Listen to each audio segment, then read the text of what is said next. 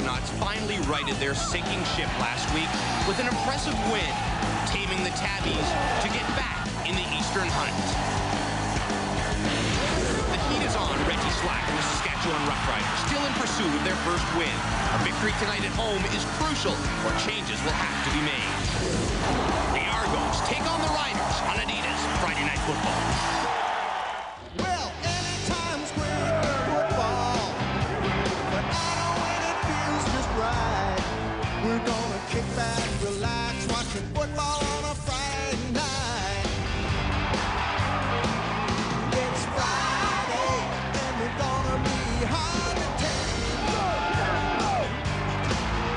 It's Friday, from coast to coast, the CFL is Canada's game. Well, we're all pumped up to party, and we're ready for a fight.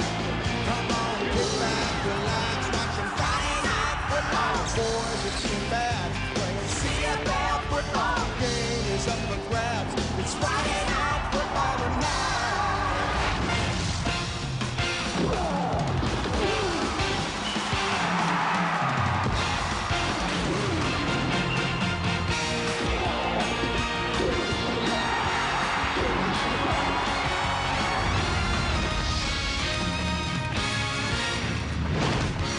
Regina, Saskatchewan, where the Roughriders are still looking for their first victory of the season, taking on the Toronto Argonauts. Hey folks, welcome to Adidas Friday Night Football. Same guy, baseball guy, but I've got new football friends here, and we're getting ready to go. Matt Dunnigan, Chris Schultz, and James Duffy getting ready for Adidas Friday Night Football. And, you know, it's only week 4, but this game vital to both teams. Think about it. If Toronto loses, they're 1-3, dead last in the East, and the questions start to rise about Jim Barker and company. If Saskatchewan loses, 0-4, and big change is probably necessary. Let us talk about the Argos and a lot of pressure on a young man who is the quarterback, Matt Dunnigan, Jay Barker. Yeah, Jay Barker, he's missing a lot of things right now. He's missing his offensive coordinator, Ray Yock. Where is he? Out of town. He's missing a running game to help keep defenses honest. He's missing an opportunity to learn and play all the time. If he's going to be the future, get his offensive coordinator back, establish a running game, and let him play.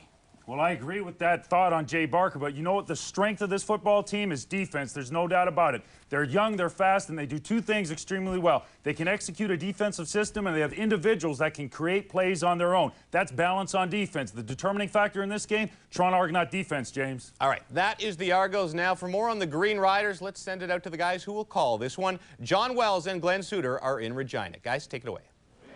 James, the Saskatchewan Roughriders have not played at all well so far in 1999. Offensively, the heat is on Reggie Slack, and as a result, Slack is taking the blame and not starting this football game tonight. Reggie Slack has not played well all season, and last week was probably his worst outing. He threw a couple of bad interceptions, and Steve Sarkisian came in the second half and really did some positive things. Sarkisian changed the pace of the game. He made good decisions, and he moved the football team down the field. He found Mike Saunders not once but twice in the game for touchdown passes.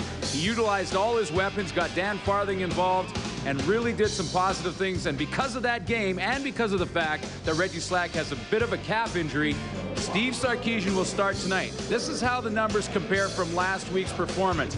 You look at the interceptions, that's the key. Reggie Slack threw 2 bad picks last game. Steve Sarkisian had the one in his first series, but after that played pretty well. So Sarkisian will start tonight. Saskatchewan fans seem to be happy that the move has been made by Cal Murphy. Is it the right decision at the right time? I think it is the right decision. Reggie Slack hasn't played well. Steve Sarkisian is supposed to be the future at the position for this franchise. Now's the time to see if he can get it done. Mix things up. Cal Murphy wants to see if he can get it done and get that football team down in scoring position, and this time finish off some drives, and that's what Reggie Slack hasn't been able to do this year. Sarkisian gets the call tonight. Rider fans are happy. We'll see if the decision is correct at Taylor Field.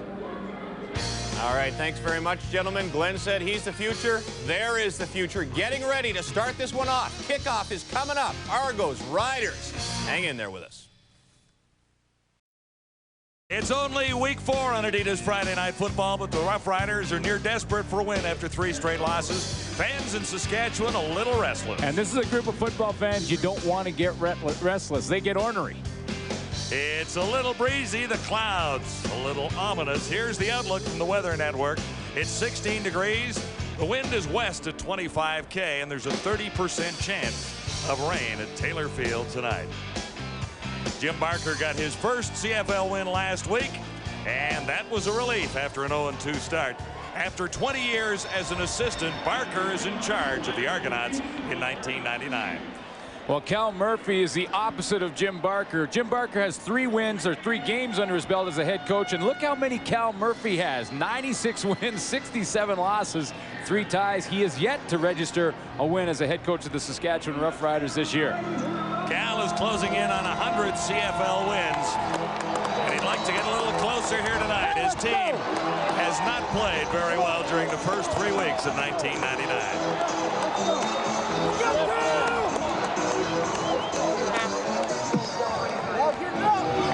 Riders really have to win at home. Last season, when you looked at Saskatchewan's record, there were 5 victories, and 4 of those came at Taylor Field. They are near desperate for a win here tonight. Reggie Slack will watch the beginning of proceedings here tonight next to Murphy.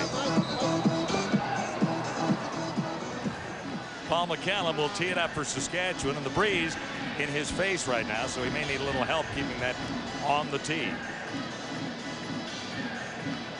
There goes the disguise as to who the safety is on the kickoff cover team. Douglas Kraft has to come and hold the ball, and that's always the last guy. It's always the safety. But he has to do it. Ready to get this football evening underway at Taylor Field in Regina. McCallum is under it, and he squibs it down. Tyrone Brown had a little problem with the football, and that results in no gain at all on the return. Brendan Rogers leading the charge. Jay Barker gets his 4th straight start for the Toronto Argonauts, with more new receivers and new places again tonight. And also new in the backfield, Ryan Terry in place of Eric Blunt, who had some problems last week and in the early going this season. Up front, 2-year starter Chad Folk is the only constant on the Argos offensive line all season long. Argos will begin first down. Tyrone Brown made the catch, and he has about 3 yards, wrapped up by Curtis Gallick. Well, defensively for the Saskatchewan Roughriders, it's an inexperienced front 7. Willie Pless has 14 years. After that, they're all rookies. Michael Lawson is playing in his first game for the Saskatchewan Roughriders. Mario Smith is back at safety. And they'll need his aggressive play to try and turn things around defensively here tonight. The Riders still looking for their first interception of 1999. 2nd and 6. Barker from the shotgun. And wrapped up quickly, Ryan Terry, number 33. Well, there was some question as to whether or not Jay Barker would get the start tonight, but not in the minds of Jim Barker, the head coach of the Toronto Argonauts. He was confident that Jay Barker would be the guy that would get the nod, and of course they've made the commitment to Barker, made it in training camp, and that's why Nealon Green went to Edmonton, and Barker is the starter here. Noel Prefontaine steps in. Eric Gulliford is deep for Saskatchewan. Prefontaine leading CFL kickers with an average of 48.1 every time he punts the ball. They got through, and it's blocked. Riders will score the touchdown early if they could hang on to the ball. I thought Mario Smith coming through there was going to be enough to get the Riders into the end zone, but after recovering the fumble, they bobbled it again. So Steve Sarkisian will get a great opportunity early on the punt block. It was Mario Smith, and here he is right here. He's going to hit right in what's called the A gap between the center and the guard, and he comes in untouched and is right in Noel Prefontaine's face and blocks that punt to give a huge lift to the Saskatchewan Roughriders on special teams. Mario Smith back in the lineup. Ratio-wise, they had trouble getting him in the lineup last week. He had to sit. Big play to start things off for Saskatchewan. 1st and goal to go. Roughriders at the Argonauts 7-yard line. What a lift for Steve Sarkisian. He carries himself, and he gets about a yard. Sarkisian getting his chance to lead the Riders tonight. Fred Bailey off the practice roster to join Don Narcisse on one of the outside receiver spots. Mike Sanders will run and receive. And up front, Jeremy O'Day gets his first start at right guard for the Roughriders. 2nd and goal to go. Saskatchewan at the Argonaut 5.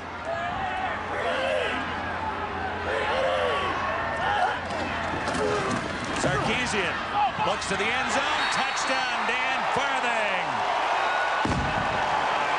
Just what the doctor ordered for fans in Saskatchewan. It's just what they ordered, John, and they came out and did something they haven't done all year. First of all, defensively, they played with a lot of emotion. They started the game with 2 stops on 1st and 2nd down. Mario Smith on special teams, and Steve Sarkisian capitalizes, finding Dan Farthing in the end zone. This is something that Reggie Slack couldn't do. He couldn't put the points on the board in the red zone in the first 3 games. Steve Sarkisian just did it. And the Riders actually had chances in the red zone inside the 25-yard line in the first game against Calgary. Second game against Edmonton, they did not play very well at all. And last week, the Riders got touchdowns late in the game. 7-0 Saskatchewan. Farthing has the touchdown. And Steve Sarkisian is off to a hot start, albeit set up at the 6-yard line, which takes an awful lot of pressure off. Well, it does take a lot of pressure off because you can run the football from down there and throw it. Now, this is 2nd down. He lets it. He has to wait. He knows the pressure's coming, but he has to wait this extra split second so Dan Farthing can break open and beat the coverage of Leonard Humphreys, playing in his first game inside at the halfback position. But you see how Sarkisian went to his 2nd and 3rd read. He first went to the wide side of the field to his right. Didn't see anything out there that he liked. Came back to the left. Knew where Farthing was going to end up and found him with the football. A 5-yard catch. Farthing has his first touchdown of 1999. So the Riders ready to kick it off again.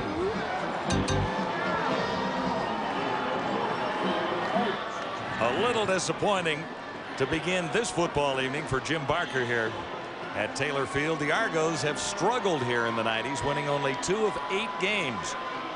So they know how difficult it is to win at Taylor Field when the Riders get a bit of an edge or a good start. Well, and he's smiling a little bit because he says, well, listen, there's nothing we can do. Our offense had 2 plays. Our defense didn't even see the field, and that's the strength of the Argos right now is their defense. They never went on the field. A special teams play, a missed assignment up front. All of a sudden, there's 6 on the board. Mario Smith blocking the punt, and Randy Swerczynski, I thought, had an opportunity to hit the end zone. He recovered it and then lost it again. Yeah, he did. And the Riders got it at the 6-yard line. Well, Cal Murphy needed exactly that to start this football game. This is a team that has struggled for 3 straight weeks.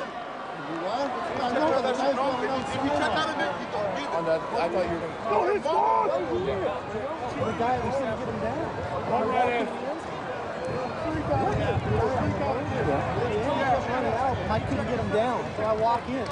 Mike fell off. Well, there's a bit of a delay because they're trying to put that extra point on the board. Now, the Saskatchewan Roughriders haven't scored a lot this year. So the scorekeeper down there is going, oh, wait a minute. Now, what is that? How much is that? When they cross the line with the football, that's 6 points, right? They're going back into the room. Okay, 6, 1 for the. Okay, now we got 7. We can kick off. Well, there's a new guy in charge of the machinery. Yeah. Yes. Here we go. Riders kick off. Short this time. Michael O'Shea returning. And the Argos will have better field position on O'Shea's return. Well, the key play of this drive and this touchdown was the block punt by Mario Smith. Back in the lineup, was out of the lineup last week and contributes on special teams. He was in there clean. See, Swerczynski had the ball and dropped it. You know what he was doing, John? He was going in there thinking, you know, I'm going to my touchdown dance in my head, and he dropped the football, and here's the result. The touchdown to Dan Farthing. Here's the Argos 1st and 10. Looked like early movement, and yes, flags come down as Ryan Terry carries for a couple. Arkel Trulock was in on the tackle. He's moved.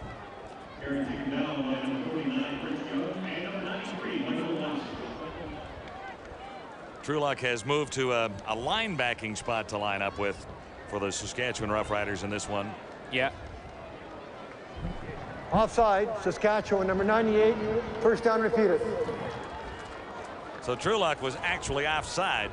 Well, he's excited, John. Like you mentioned, he's moved up to a linebacker spot. Now, what that means for him is that he'll be able to move around and rush the quarterback from different spots on the field. The first couple of games, he played inside, something he's not familiar with, inside on the D-line. Now he's got a little more freedom. On 1st and 5, the Argos come up a little shy.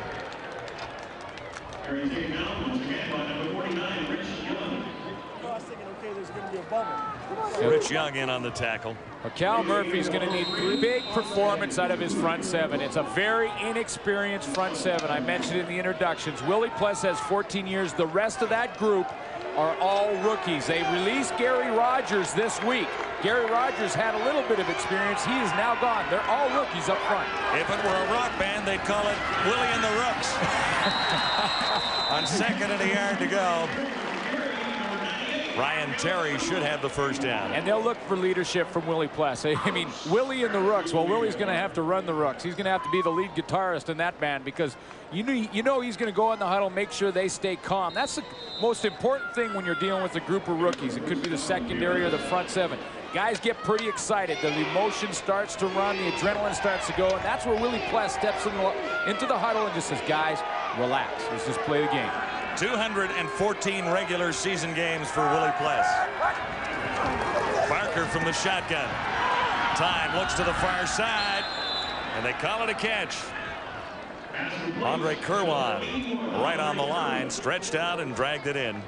And what a catch it was. He stabbed that one on the sideline because Jay Barker threw an arrow out there. It's just a little out pattern by Andre Kerwan, and he really stabs this one at the end of the turn. That ball is in the air right now, and Kerwan gets his head around, finds it, and then watch him stick his hands out and just stab it. That was made it look very easy. It was a very difficult catch that he made look easy. And up for the first down. Argos set up at the Saskatchewan 41. Barker shotgun again, fakes once, and then missed his target. Dwayne Dentrician down the far side. Barker got to start in Saskatchewan last year, but he doesn't remember all of his Taylor Field evening.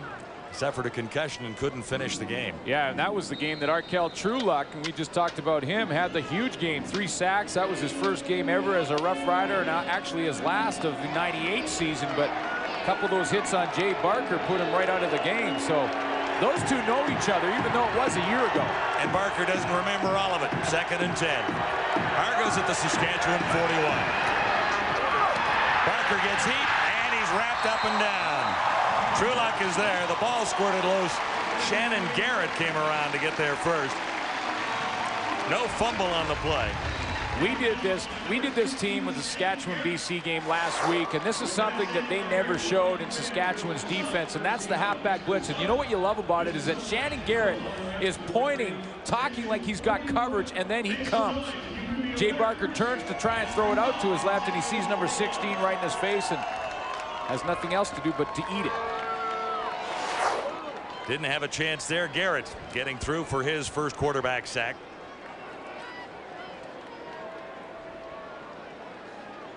A 52-yard try for Dan Giancola, who was the hero for the Argos a week ago against the Hamilton Tiger Cats with a last play 42-yard field goal. It's down from 52.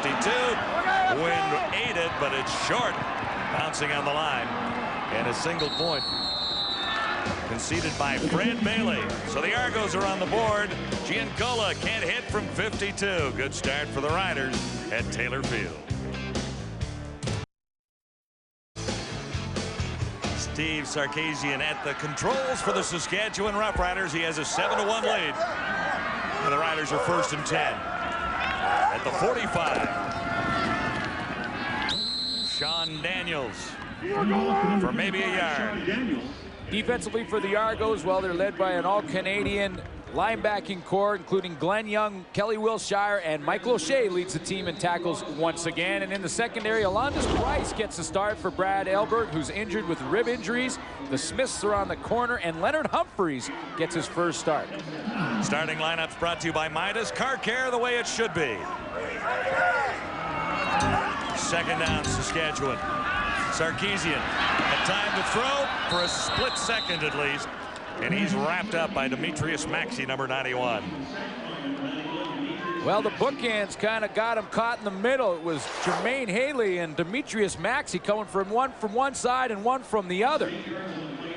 When Steve Sarkisian turns to set up, he really doesn't have a chance to plant. He goes to plant his feet and he sees both coming.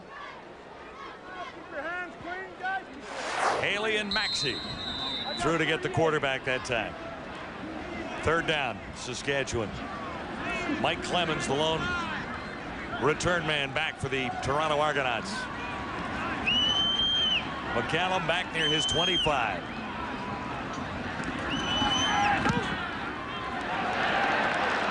Pretty good kick. And here's the pinball, Mike Clemens. 45 on the punt, about 9 on the return. Argos 1st and 10 when we return to Adidas Friday Night Football.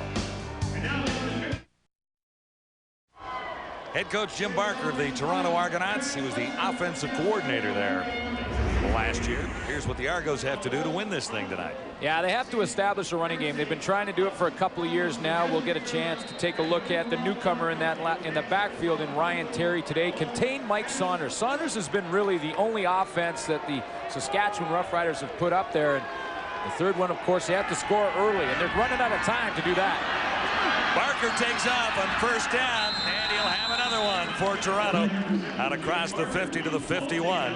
You know, that last key for the Argos to win is for Jay Barker to get a drive together and score real soon, because if you give a team that's struggling like the Saskatchewan Roughriders any hope and you give them life early in the game, that can snowball in a hurry. A young team, especially defensively in Saskatchewan, get all fired up if they get a big lead, or at least a 10-point, 14-point lead in the first half.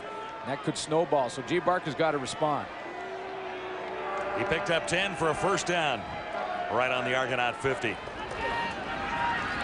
Some heat. Barker fires and missed the target. There's a marker down. Andre Kerlin was the intended receiver on the far side. Caught a nice one over there earlier.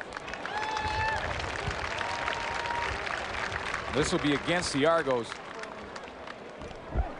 Holding, Toronto, number 65. First down repeated. Ken Lazarek in his 23rd CFL season in charge of proceedings here tonight. And the rookie, T.J. Ackerman, is called on the holding. T.J. Ackerman out of Eastern Washington. And the refs missed one because Shannon Garrett, right in the middle of the field here, is doing a little holding on Dwayne Demetrician all the way down the field. And there could have been a bit of a pass interference. Argos 1st and 20. They're back at the 40. Barker to his right. Has a man open. And the Riders got closer to it. Curtis Gallick had an opportunity there, but might not have been able to bring it down and stay in bounds. Well, Jay Barker tried to throw that one out of bounds. Curtis Gallick was playing the extra defensive back. Mario Smith is starting at safety, but Gallick will come in and play the extra defensive back on passing downs. And Jay Barker tried to throw that one to the sideline, didn't get it out there far enough. They desperately want Mario Smith back in the lineup in Saskatchewan because this guy can really make an impact from the safety position. He'll come up and hit you. He's already made an impact here tonight, blocking the punt. Sure did. Setting up Saskatchewan's first touchdown. 2nd and 20. Argonauts down by 6. 5 receivers set. And something went awry. Michael Lawson was there, making his initial start as a member of the Saskatchewan Roughriders. They like him. He's a little bigger than what they had up there over the last little while, so Lawson is making an impact too. Yeah, Lawson's about 275, so he brings some size to that defensive line. They really liked him out of Miami, and they were a little small last week against the BC Lions, and that front seven got pushed around a little bit. Coming back. What's up, Ma? I love that. Eric Gulliford returning for Saskatchewan and nailed by the first guy down. 64-yard boomer. John, I love that. Eh? Like he's looking at the carry. What's up, man? What's up? What's up? We got the Ron's defense, baby. We got the Ron's defense. Oh. Well, they may, but it's going to take them a while to settle in.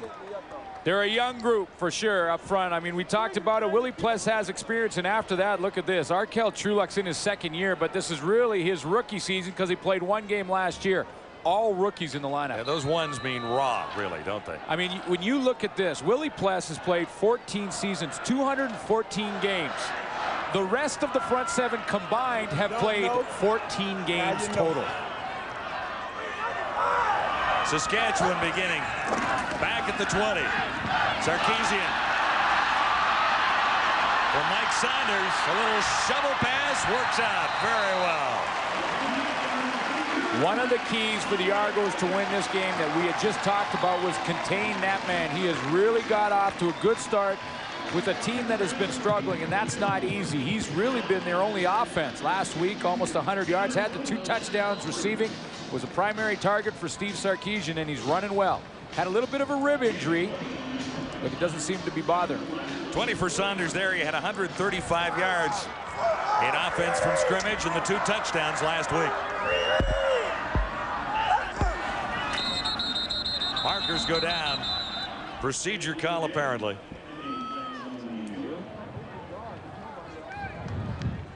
Well, this should not be a surprise for Cal Murphy. It's just a matter of getting the cadence down. Saskatchewan, number 52, still first down. That's Ben Fairbrother, the right tackle. New quarterback in there. That's going to happen. But for Saskatchewan to win this football game, they have to do 3 things. First of all, they have to get points in the plus territory, something they couldn't do last week versus the BC Lions. 3 turnovers when they got inside the Lions territory. Increase their intensity. I see that already. And get some special teams help. They've done that already. They certainly have with the Mario Smith block. So they're on their way. 1st and 15. Sarkisian gets hit. Whoa. Lost the ball. The Riders look like they've gotten it back. Well, this is the strength of the Argos right now. I mean, the strength is in their defense. They rank 2nd against the run, 2nd against the pass. They're giving up just 69 yards on the ground per game and less than 200 through the air. And it's all led by the guy in the middle, Michael O'Shea, and he's playing beside a couple of good Canadians, Kelly Wilshire and Glenn Young. Definitely the strength of the Argos so far in 1999. Oh, yeah. The offense has really struggled because of injuries in a lot of areas, particularly on the offensive line and now in the receiving corps as well. 2nd and a bunch, Saskatchewan. Sarkisian stands in, can't find a target, and he's down. Slipped on the turf and was pinned by Roger Dumbrack. Well, this is what I mean by this defense. You think of the front 4, Jermaine Haley, Demetrius Maxey, you're going to see Glenn Young in there, and of course Dunbrack, and they just rushed 4. And you know what? The Saskatchewan Roughriders on that last play kept both backs in. They kept Mike Saunders in there and Mike Moyer, and when you kept both in, you really had 7 against 4, and guess what? The Argos got there. So McCallum, who kicked his 100th career field goal last week, will kick it away to Pinball Clemens. Argos will come out of this with good field position. Clemens standing near his 50.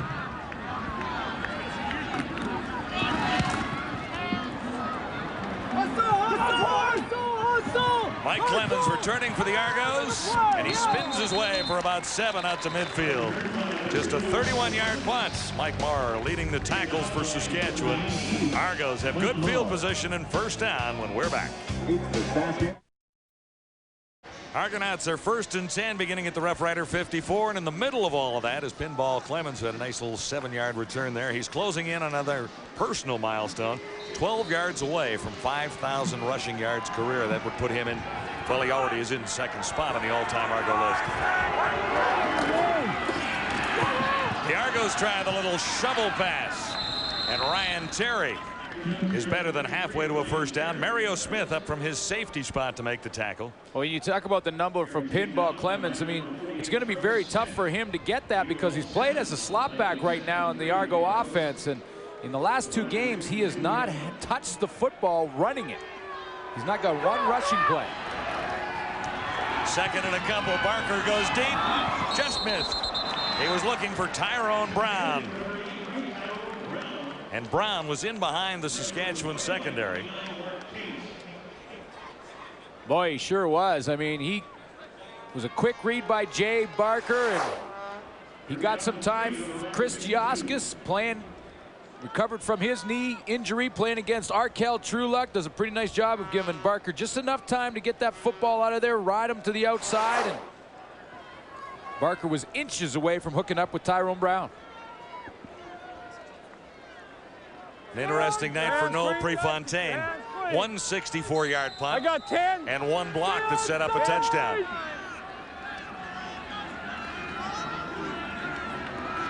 Stay onside!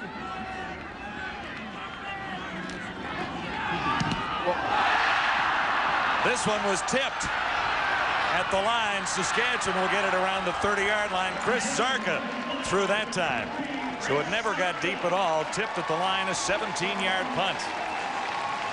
It was partially blocked, and it may have been Mario Smith once again.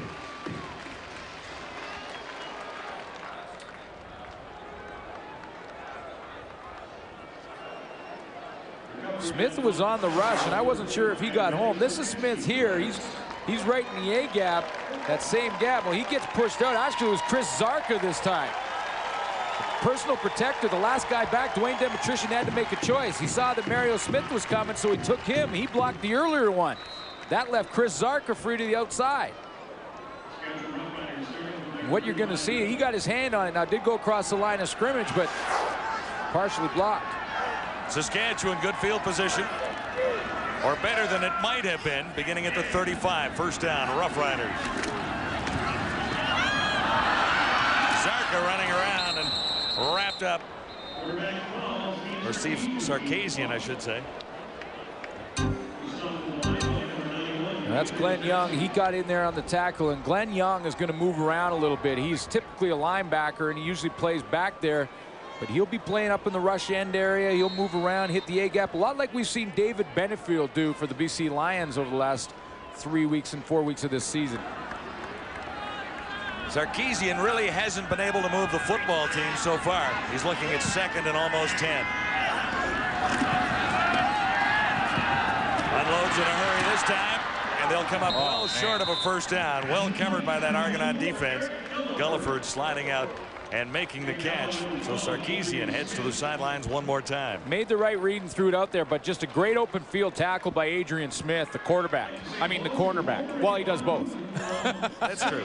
We haven't seen him at quarterback. No, but we will probably before this night is out. He plays that tight offensive set, the running set, and he plays quarterback in that. But he came out and made a real good open field tackle. Not easy in a lot of room in the CFL field. Adrian Smith is the only perfect passer in Canadian football right now. 2 for 2. One went for a touchdown. No interceptions. No interceptions. McCallum at his 25. And the pinball waits back near his 40. McCallum letting a little time spin off the clock. That one off an Argonaut. And flags go down. Well, the ball's on the ground now. Penalty flags. That one did touch an Argonaut before pinball got it, and then the ball ended up hitting the ground. It was Douglas Kraft in the area there, but it went off an Argonaut. It might have gone off Douglas Kraft prior to that because it was hanging up there a little bit in the breeze. Riders on top of the Argonauts 7-1. Only touchdown set up on a block punt. No yards, Saskatchewan, number 21. First down, Toronto. And Douglas Kraft was in the no yards area when it touched the Argonaut in the back.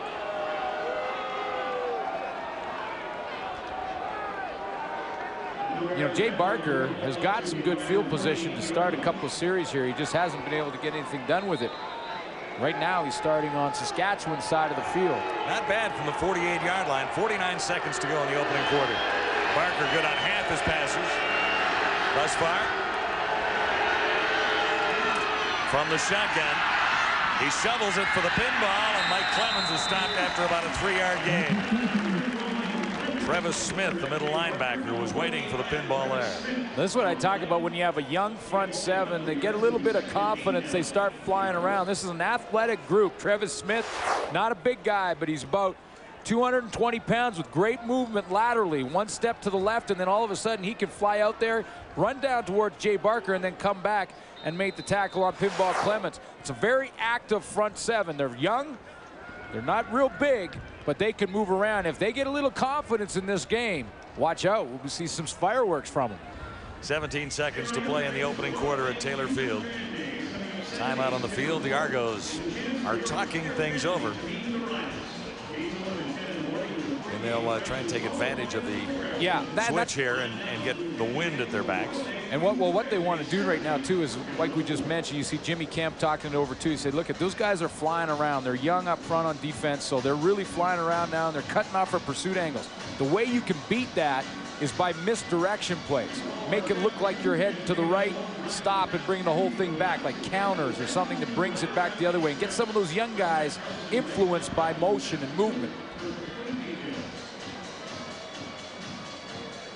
Argos have been decimated by injury thus far this season. Paul Mazzotti is watching this at home. Andrew English played last week and is not in the lineup tonight. A couple of key receivers in the Argos scheme of things for Barker. Well, it's been tough on Jay Barker because he can't get on the same page with any one receiver. They keep moving around and they get hurt and they come back, and then Andre Kerwan's back in, and now he's trying to get on the same page with him. It's really tough. 4 games and a different group of receivers in all 4 for the Argonauts. Yeah. 2nd down and 7. Time running out in the opening quarter. Argos keep it on the ground and come up short. Ryan Terry again. We talked about the Argos injuries, and they haven't started a season. I mean, look at this. This is going into this game. 7 starters out of the lineup by injury. Most of those injuries occurred in practices. No less than 5 starters missing from each one of the games for the Toronto Argonauts. A lot of them on offense. And for Jay Barker, who's a young quarterback, trying to get on the same page with his offense, becomes awful tough. And for Jim Barker, the head coach, juggling all these rookies in and out of the lineup is not easy. 17 rookies have started games for the Argos so far in '99. Well, you got to juggle that and the Canadian ratio and everything else that goes along with it. It makes it very difficult. And Jim Barker so far has done a pretty good job when you look at it. He's got his first win under his belt, and he's really had to juggle the roster every single week. Argos really wanted to get a first down there to get a little bit closer to a field goal try here, but they'll give it one more shot on 3rd down, and Dan Giancola is in. He missed his first from 52. A little closer this time. It'll be spotted at the 46-yard line. Dan Giancola was in the lobby of the hotel today, walking out of the lobby, talking to some of the media guys, and he was like a kid that just walked into a candy store. He was bouncing off the walls, and the media guy says to him, he says, "What's up?" He goes, "I'm a little nervous." "Okay, I'm a lot nervous." Giancola has this one. He's 1 for 2, and no bigger career moment than last week against the Hamilton Tiger Cats when Giancola had a chance to win the Argos' first game of the season. Oh, yeah, and he nails it. He gets the winning field goal, and he was pretty excited about it. It was a great moment for him and for the Argos, but boy, was he ever excited. Here was the kick to win the football game against Hamilton Tiger Cats. From 42 yards, Giancola, the semi-pro from Buffalo, puts it through. And he nailed. Look at him. He's excited. Of course he is. He is living out his dream. He's a Canadian kid, but he's played semi-pro football kicking around the Buffalo area for the last 6 years, and finally gets a chance to play in Canadian football and make a little money doing this. Oh, yeah, and he was a stock boy in a grocery store before this, so you know he's having fun. Should be the last play of the quarter. Sean Daniels, number 35. Better than halfway to a first down. The Roughriders scored early. The Argonauts have responded. It's 7-4, and it's Adidas Friday Night Football from Taylor Field. You're watching Adidas Friday Night Football, and we're at the quarter. Brought to you by 1-800-HI-IT'S-ME. It's the cheapest way to call. Collect. Hey everybody, James Duthie here. So Steve Sarkisian does lead the team to 1 touchdown in his debut, filling in for Reggie Slack, although it wasn't much of a drive, only 6 yards. There is a guy in here who doesn't really like it when quarterbacks always take the blame, so I have to ask Matt Dunnigan, was it right to bench Reggie Slack? Well, Reggie Slack, Steve Sarkisian, it doesn't make a difference. You've got to get your key people involved. You look at Toronto in '91, Raghav Ishmael, D.K. Smith, Mike Pinball Clemens. You had to get the football to these people. You knew you had 20, 18, 16 times respectively to get the ball to these folks. Saskatchewan, whether it's Slack or Sarkisian, they've got to distribute the ball to Narcisse, Michael Saunders. Michael Saunders is a key factor. 28 carries, 154 yards on the season. That's a good night for some backs in this league. Get him the ball. He makes things happen. He's averaging 5.5 yards a carry. They need to spread it out and get the ball to the key players, James. Okay, now Toronto, two different teams. Great defense. The offense has been awful so far. At what point, Chris, does that become a problem between the two units? I'll tell you what, it becomes a problem quicker than you would think. Really, after the first game, if you have an offensive efficiency, defensive productivity, those defensive guys, they just kind of give you a glance. The second game, where you have offensive inefficiency, defensive productivity, they kind of give you a glare. By the third game, they're commenting. One of the keys for the Argonauts is stay together as a team. Don't get a division because one area is playing better than the other. I think if they can keep together as a team and improve, they're still going to have a successful season. Rough first quarter for them, though, James. Special teams hasn't helped them either. It killed them a couple of weeks ago against Winnipeg. 2 block punts in the first quarter. The first one, of course, leading to that first touchdown. Second quarter action. Let us send it back to Regina. Yeah.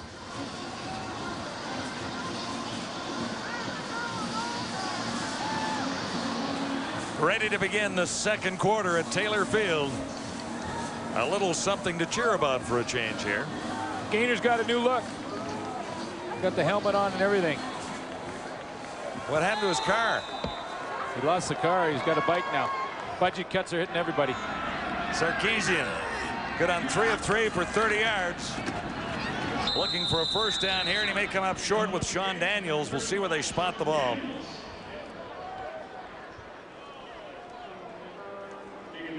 They will be close, which means it'll be another decision for Cal, or the first decision of this game for Cal Murphy. And I believe he's going to play it safe, send out the punt team. He's got the wind at his back. And what Cal Murphy wants to do, and make sure he does with his experience, you know he's thinking this way, keep the field position battle on his side. Make the Argos drive the length of the field to score against you. Don't take any unnecessary risks, especially in your half of the field. Punt it away. You got the wind at your back. Win that field position battle. Sarkisian has not been able to move the Saskatchewan Roughriders very far, just 30 yards through the air, but he does have a touchdown, and he does have the lead right now. McCallum is in across the 30 to get this one away. Mike Clemens at the 20. Looking for just a little seam. He doesn't find it that time. 47-yard kick, and Alley leading the Saskatchewan tacklers this time. Numbers from the opening quarter brought to you by Castro. What do you see? Well, I don't see a lot of first downs by either team. 3 for the Argos and 2 for the Saskatchewan Roughriders. No one has really been able to sustain any length of drive here. Time of possession for the Argos a little bit favored, but you know, the one turnover in the block punt, and that's why we have the Saskatchewan lead. But other than that, offensively, we really haven't seen a whole lot yet. Argos from the 25.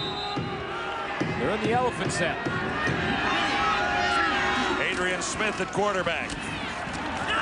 Well read by the Saskatchewan Roughriders. Ryan Terry carried the ball.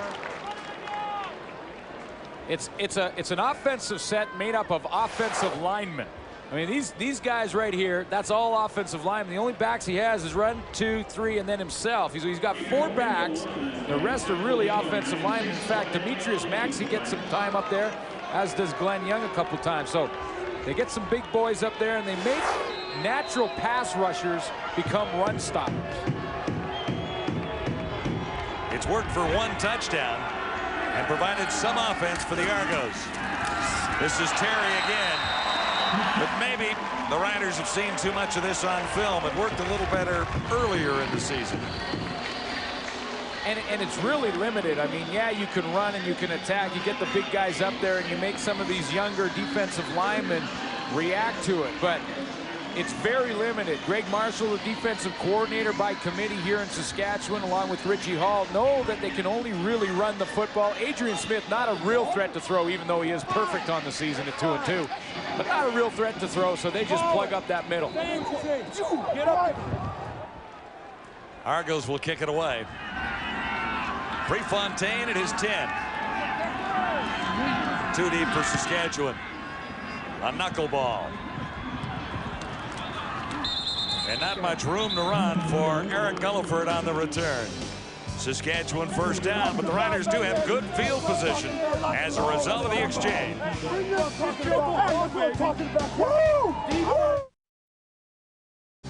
Riders on top by 3, looking at 1st and 10. Good field position for Steve Sarkisian here. Nearing midfield. Shotgun formation, time to throw, and he has Fred Bailey. Bailey away from 1 tackle. He's down to the 40. Big first down for the Roughriders. Fred Bailey's in the lineup replacing Curtis Mayfield, and Mayfield is not injured. That was a coach's decision. Curtis Mayfield just not getting the job done after 3 games. He had just 2 catches for 40 yards. Fred Bailey was sitting on the practice roster. He spent some time in Calgary. Has been here with the Riders all season. He gets a chance to play again, and this is what they want to see out of Fred Bailey, what he does after he catches the football. It's called yak yards, yards after the catch. Fred Bailey can make you miss. Riders have a first down at the Argonaut 41. Sarkisian, time to throw again, and he has Saunders. Saunders couldn't make the cut. Kelly Wilshire had him wrapped up. Nice tackle by number 26 for the Argos. Great tackle. Tremendous closing speed by Kelly Wilshire, because he has to drop back and take the deep coverage. He has to help out his secondary, so he gets way back in coverage. He's to the right of your screen. He is about 20 yards off the ball, and then watch him break up, and in about 5 steps, he has Mike Saunders in his arms. Looked like a nice play, but it only gained a yard for Saskatchewan. Likely less than a yard. It's almost 10 necessary. Here you go. No flags. Yes, there's one coming down. Leonard Humphreys is called, and Glenn Suter doesn't like the infraction. Well, Leonard Humphreys breaks on the football, and as the ball goes past Eric Gulliford, he goes around and goes through his motion to strip the football. I just don't think it was pass interference. The target was number 84, Eric Gulliford, and the discussion continues. Forward pass interference. Toronto, number 21. First down, Saskatchewan.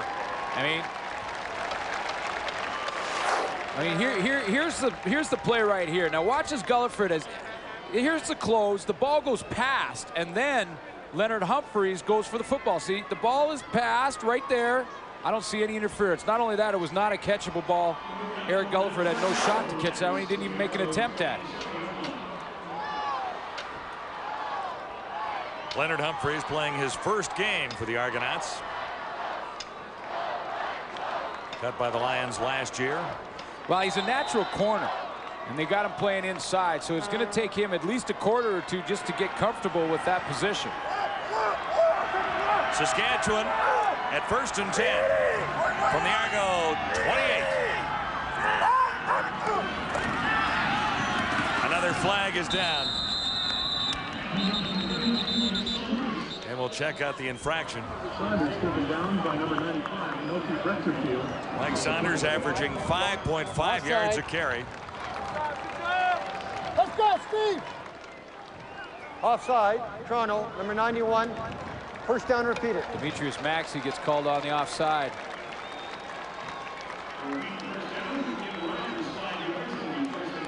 So Saskatchewan with a couple of breaks on this drive, looking at 1st and 5 now. At the Argonaut 23. Riders on top on an early touchdown at 7-4 on Adidas Friday Night Football.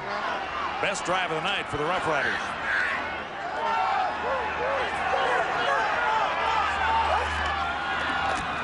Sarkisian will feel the heat.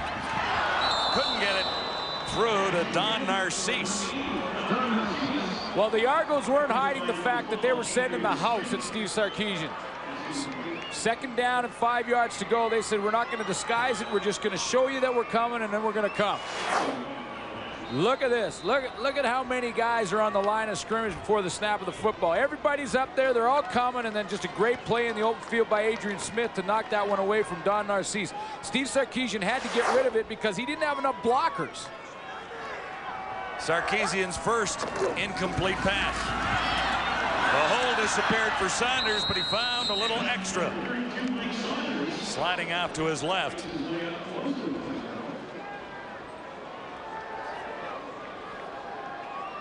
Not a bad play call, you know, to go with the drop play and try and hit him. A little surprise with a team that is starting to blitz you quite a bit and pin their ears back and come after the quarterback. Throw in the draw every now and then. He'll mix it up and keep him honest. And Cal Murphy, we talked about one of the keys coming in. Cal Murphy wants to get points out of this.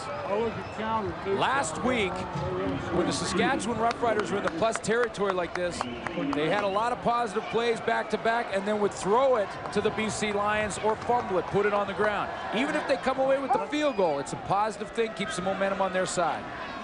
Paul McCallum having a perfect season so far. That's good and bad news. He hasn't been called on very frequently to add points. 2 for 2. Whoa. And he nails this one. 27-yard field goal for Paul McCallum. And the Riders do come away with 3. It's 10-4 Saskatchewan on Adidas Friday Night Football.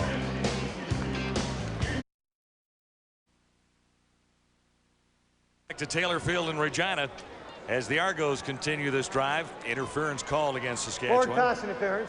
Saskatchewan, number 21. First down, Toronto. Apologies for the technical problems. We're back. You really haven't missed anything but an Argonaut first down and a penalty. I tripped on the cord and pulled the plug. Sorry. But we're back. 10-4 Saskatchewan on top as Jim Barker looks for his second straight win as head coach of the Argonauts. Toronto pressing here after a couple of nice games. First and 10 at the Roughrider 46. Jay Barker pumps once and has Tyrone Brown, number 83. Yeah, this is a guy that we want to see. The Argos want to see if he can get it done. Tyrone Brown, I talked about him being here in Saskatchewan. Cal Murphy decided to go with Curtis Mayfield. Curtis Mayfield has since been benched because he hasn't been performing. Tyrone Brown was on the practice roster, picked up. Eric Tillman saw him, liked what he saw, got him over here, and it's lucky that he did because of all the injury problems that the Argos have had. A couple of catches for Brown for 8 yards. Previous one. A gain of 4, 2nd and 6 here.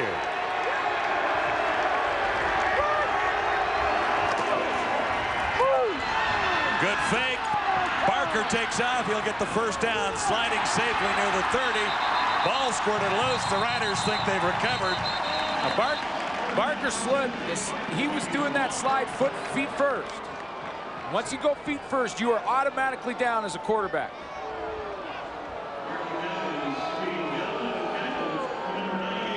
It starts out with a great fake on Arkel Trueluck, who is right here on your screen. Watch the fake. Ryan Terry, Arkel Trueluck thought that one was going to the running back. There's the fake handoff right there. Trueluck's out of the picture. He had contained. Now, when you slide feet first as a quarterback, you're automatically down. Now, is that foot first or what? I would say it's foot first. I guess so. That's why they keep the ball. Absolutely no fumble there. First and 10, Argos continue at the Saskatchewan 33. Jay Barker, hot hand now.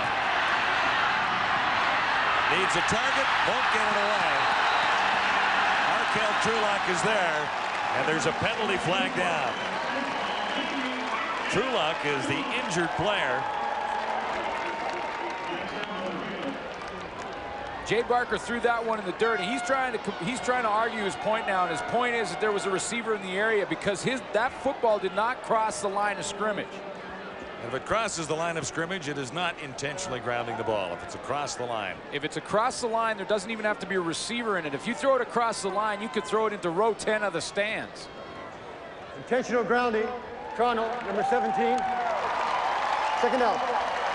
But if you throw it behind the line of scrimmage, there has to be a receiver in the area, and everyone knew, including Jay Barker, that he was in the clutch of Arkel Trueluck and tried to just save the loss.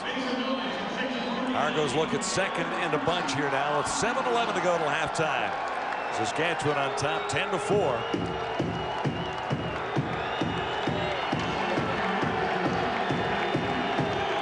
Riders have a couple of sacks. Second and 22. Same play, and he throws it to Terry. Ryan Terry took the fake and then caught the pass. Rich Young ran him out, and he's well short of a first down. He's well short, and the penalty makes it a long field goal attempt. I don't know how Barker even got this throw off. He had pressure in his face immediately. Another little fake. This time it wasn't fooling anyone. When you're second in a whole bunch, Willie Pless knows better than that. He keeps coming.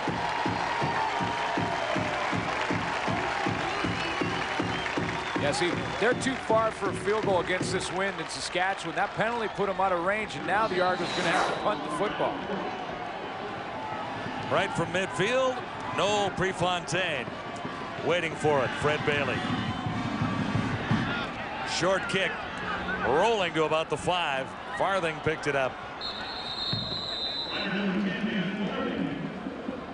So the Riders dodge another one. 33-yard punt by Prefontaine.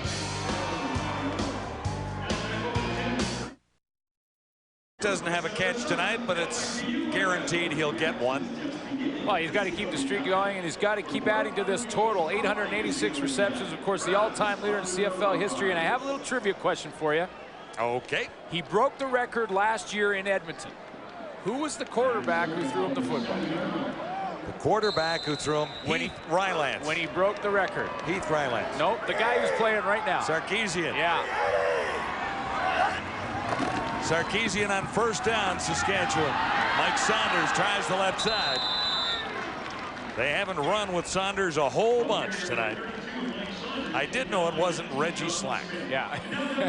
Or else it wouldn't have been a trick, right? You know who else can throw the football? Mike Saunders. He can catch it as well as run with it, too. Yeah, he does that pretty well. 5 yards for Saunders. Don Narcisse.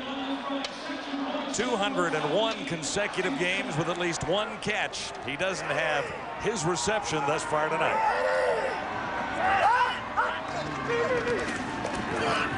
Second down. And that'll be enough for a first. Fred Bailey makes the catch. Near the 20-yard line. So far, Fred Bailey has been a factor in the offense, but you know, when Steve Sarkisian runs the offense, it's a lot different than how Reggie Slack runs it. Reggie Slack will look for receivers, favorite targets, and try and find them. And if he can't find them, he takes off and runs with the football. Sarkisian will go by reading the defense and take what the defense gives him. That time it was Fred Bailey on the out. He had the fullback down the seam, but he was double covered, so he went to the outside, and there was Fred Bailey.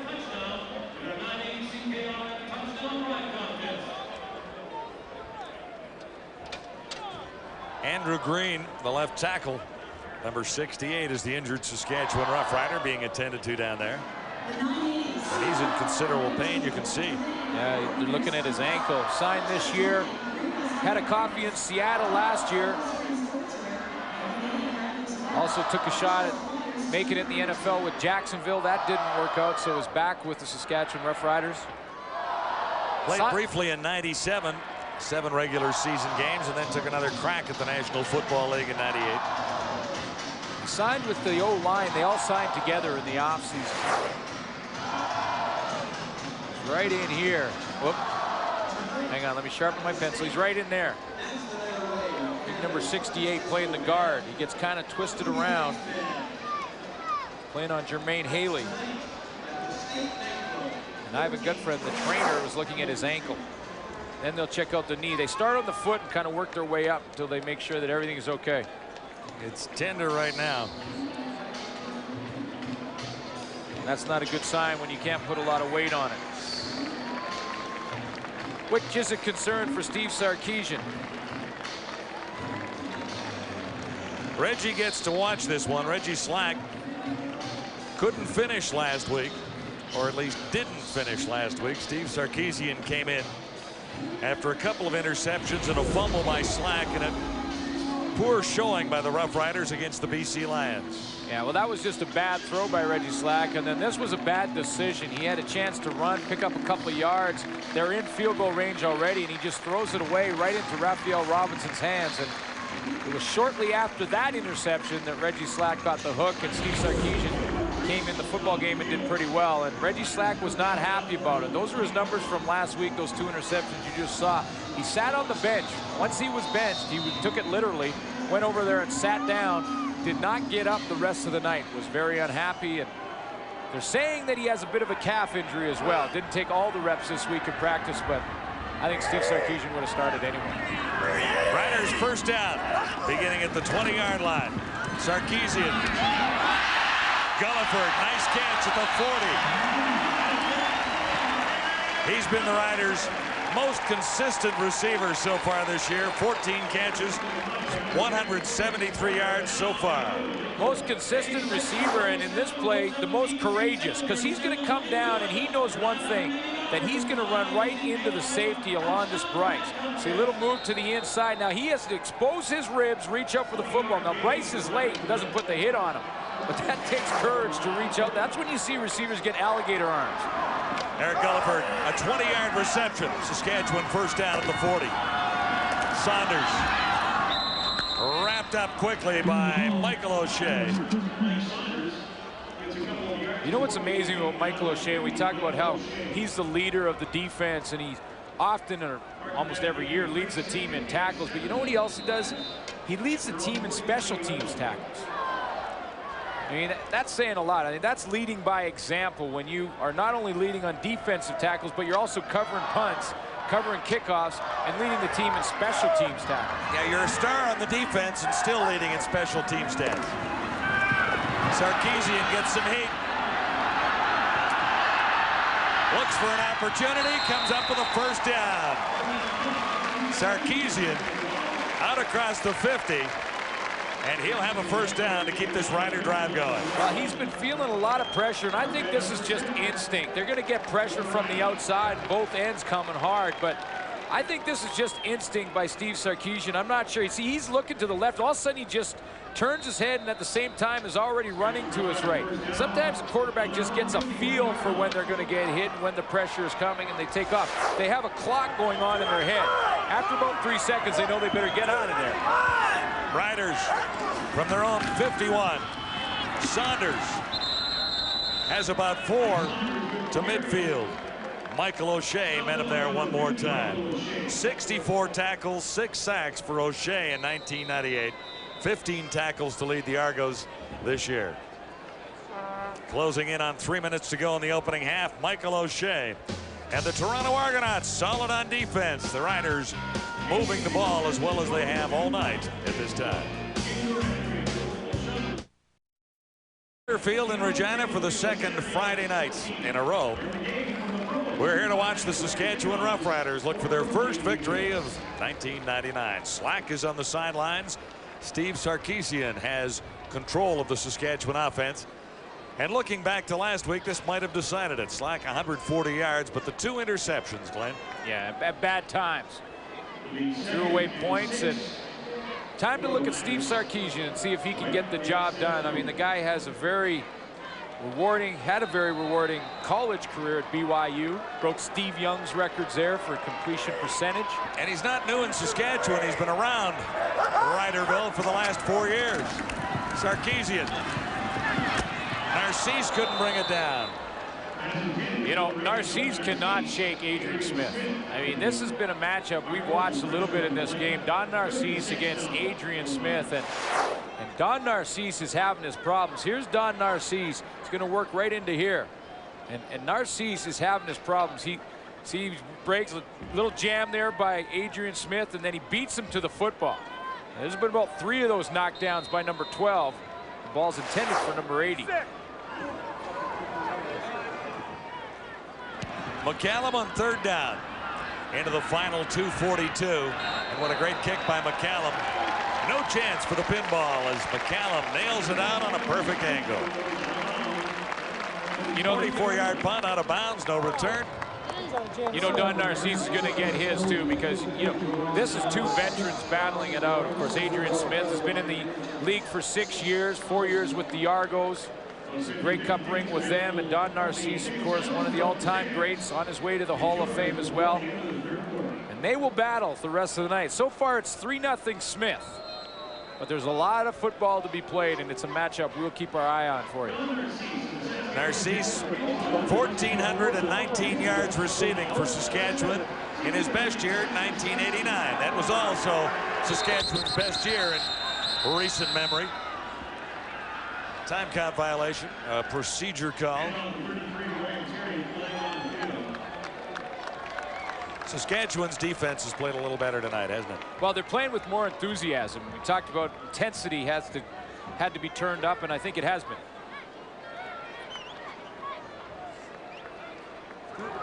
Procedure against the Argos, so they'll have to start first and 15. But Greg Marshall had to get the Saskatchewan defense fired up. I remember last week watching the BC game, even in the introduction, I watched the defense come out, and you know what? They were so flat just to start the game. But they're playing with more intensity and flying around, and even if they're making mistakes, they're doing it full speed. Argos first and 15. Good run for Ryan Terry. Travis Smith met him, the Saskatchewan middle linebacker. There's another marker down as Terry gets his first start for the Toronto Argonauts. He was a late cut from the Eskimos in '98, played a little in Arizona with the Cardinals. Well, last year with the Eskimos. Major foul, unnecessary roughness, Saskatchewan, number 22, first down Toronto. Mario Smith getting a little excited out there, but you know, Ryan Terry last year with Kay Stevenson in Edmonton was very close to making that football team. In fact, Kay Stevenson liked him a lot better in some ways than Troy Mills, but Stevenson went with Mills because of the familiarity between the two of them. But he really believed that Ryan Terry was a great one, and so does Jim Barker and Eric Tillman, and that's why he's getting a chance to play. Penalty sets the Argos up at the 35. Barker has heat and gets it away, one hopping it to Pinball Clemens. But there were riders all around. Good job by Barker just to escape and throw it away. One of the guys providing the pressure is the newcomer, and it's Michael Lawson. Michael Lawson is coming right in here, and watch how Michael Lawson is going to continue to get pressure. He comes from Miami. He's got a little more size to him. Here he comes. That's a pretty tenacious pass rush, and he ran right over Ryan Terry. Continued after Jay Barker. Argos second and 10. Barker swings it out to Mike Clemens.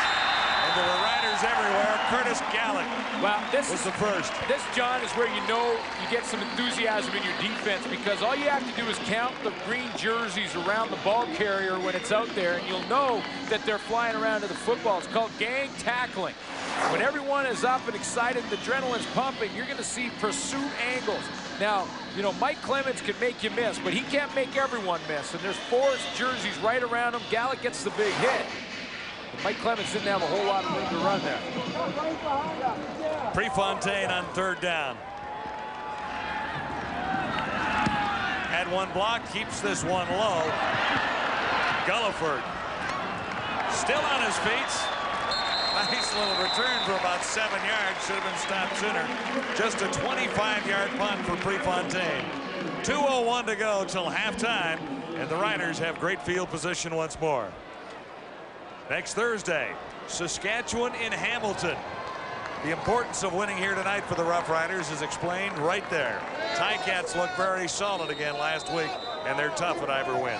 Oh, and last night, the Ticats looked pretty solid as well. 54-8, I believe, was the final against the Edmonton Eskimos. They're not talking about that one in Edmonton today. First and 10 Riders. Sarkisian looked to have time. Now he's forced out of the pocket. And he'll dump that one off on the Argo bench. Well, he's been under pressure for most of the night and trying to throw on the run. A good decision there. And this is the difference between Reggie Slack last week, and we've talked about this a little bit, but Steve Sarkisian this week. I mean, there's a decision that he made to just throw it out of bounds. Now it's second and 10. Not a big loss, no interception. Last week, Reggie Slack threw it to the wrong colored jersey. 1:52 till halftime. Riders on top by 6. Big down here for Saskatchewan. From the Argo 53. Sarkisian got it to Saunders, and Saunders well short of a first down. Michael O'Shea one more time.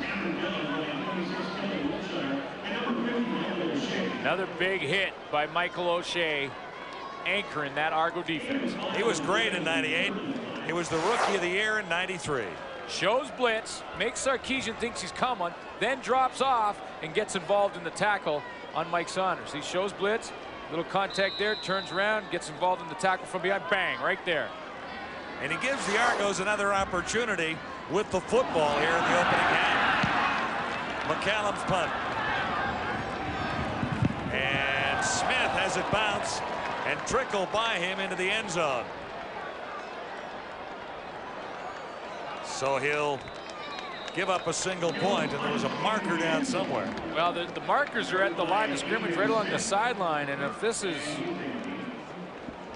offside Toronto, then it could be decision time for, or it might be an automatic first down. What are they, about 4 yards to go?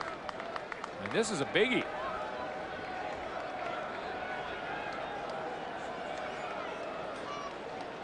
I mean, it's almost 5 yards. It's third and about 4 1/2.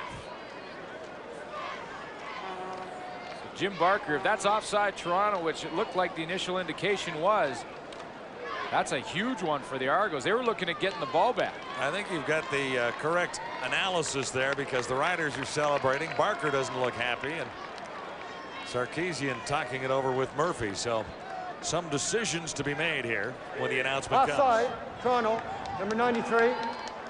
First down, Saskatchewan. First down. That's a after biggie. O'Shea makes the big play. Oh, yeah, that's a biggie. That is a biggie, because now it gives the Saskatchewan Roughriders the ball back. I mean, that's handing them possession, and now Michael O'Shea has to come out and play again. I mean, he was looking at his offense go onto the field. Jim Barker has to be unhappy with that one, no question. And Saskatchewan about a first down away from taking a shot at 3. If they can't go all the way with 1:26 to go. Bad snap. Sarkisian chases it and wisely falls on the ball. And Sarkisian is hurt. And I'm not sure who ended up with it. The Argos are all over it. Mike Saunders, I think, has the ball. I think the Riders recovered it eventually. Gene Mikowski, who is not the regular center, he's usually the guard, likely put this one a little high. Yep. Well, it was high and it was hot. The shotgun snap, you want to just float it up there, and it was a little hot for Sarkisian to handle, and it looked like he jammed his arm or something. He reached right for his passing hand. This is what he got to see. Reading the defense, and bang, it's right up there. Now, it did hit his hand, so his center will say, come on, if you can touch, you can catch it. But see, he got his arm jammed underneath there. The ball was still loose. I believe you're right. It was Mike Saunders who ended up coming up with the football. Gene Mikowski, 16 starts at right guard last year. And a lot of offensive linemen injured in Canadian football this year, so Mikowski has had to move in to fill in for Dan Comiskey. Slight delay here. We remind you that halftime is straight ahead. James, Chris, and Matt ready with their thoughts on the opening half here at Taylor Field. And the Argos so far, with a little help from a little bit of a high snap, are bailing out the special teams, because now the Saskatchewan Roughriders are out of field goal range. Absolutely. 2nd and 29. Here's Saskatchewan. Back across midfield. Little hitch. Here's Fred Bailey. And the Argos weren't fooled for a split second. Jermaine Haley had Bailey almost as he caught the ball. Well, Sarkisian knows he let one slip away there. He had a golden opportunity. He got the special teams penalty, got the possession of the football back, and then couldn't take advantage of it. A miscue from the center, and it appears that he is okay. That's the next guy in line, John Rayborn, which would be the backup to Steve Sarkisian, because Reggie Slack has the calf injury, or so they say. Another marker down on this punt. Smith returning for the Argos. Adrian Smith You know, to about the 17. See, now with the whole turn of events, the Saskatchewan Roughriders don't even get that one single point that they would have got had the punt been good the first time. At 10-4, a single point would have made it a 1-touchdown lead. It's a 6-point lead, so 2 field goals gets the Argos even. And now Jim Barker breathed a little bit of a sigh of relief. Dodged the bullet with a Bad offside penalty on his special teams.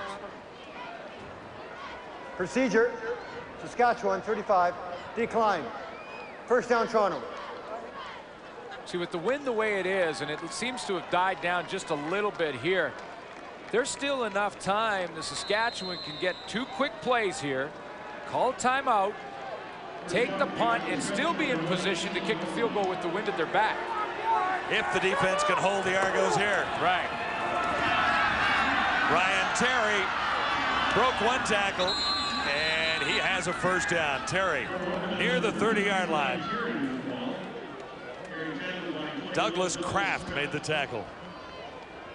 So far, pretty good game plan from Greg Marshall and Richie Hall, the offensive minds for the Saskatchewan Roughriders. Have got these young guys flying around and probably simplified things throughout the week. And that's what you got to do when you're not having a lot of success. They made a couple of changes. Gary Rogers was released. Eric Sutton out of the secondary was also released. Mark Tate replaced him. So they had to try and find the right combination in the Saskatchewan defense. And so far in this first half, they've done a pretty nice job. How close are they?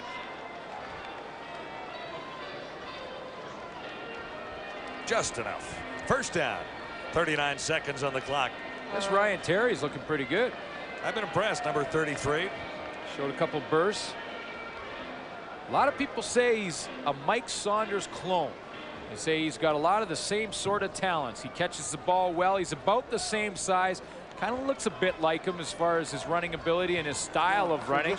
Don't give up. They say that, you know, there's no way you want to compare Ryan Terry in his first couple of games to a guy like Mike Saunders, who's done so much in the Canadian Football League. But just physically and some of the things that he does, some people are making the comparison. 8 carries, 27 yards for number 33 of the Argos, Ryan Terry.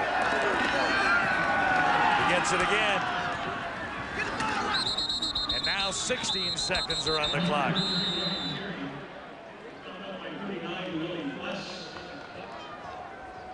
So Ryan Terry, I'd like to make an introduction. Mr. Terry, this is Mr. Pless. Mr. Terry, Mr. Pless, Mr. Pless, Mr. Terry. 5-time outstanding defensive player in the Canadian Football League, one of the best to ever put on a jersey. I'd like you to meet him, and you'll probably get to know him quite well throughout the night. What a career. 57 quarterback sacks. He usually leads the CFL in tackles, and he's been doing that for 14 seasons. Well, he's second right now coming into this week. 2nd and 3, and the Argos are happy to just head to the dressing room down by 6. A little lucky on that last sequence as far as the Argos are concerned. Saskatchewan Roughriders holding defensively a little bit better than they did 1 week ago.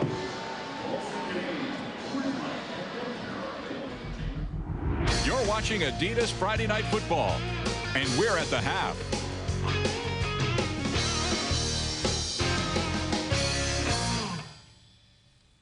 Hey, folks, welcome back to TSN Football Control. Duffy, Dunnigan, Schultz along with you. And I tell you what, folks, if you've come looking for offensive football, you come to the wrong place, at least in the first half of this game. The only touchdown set up by special teams.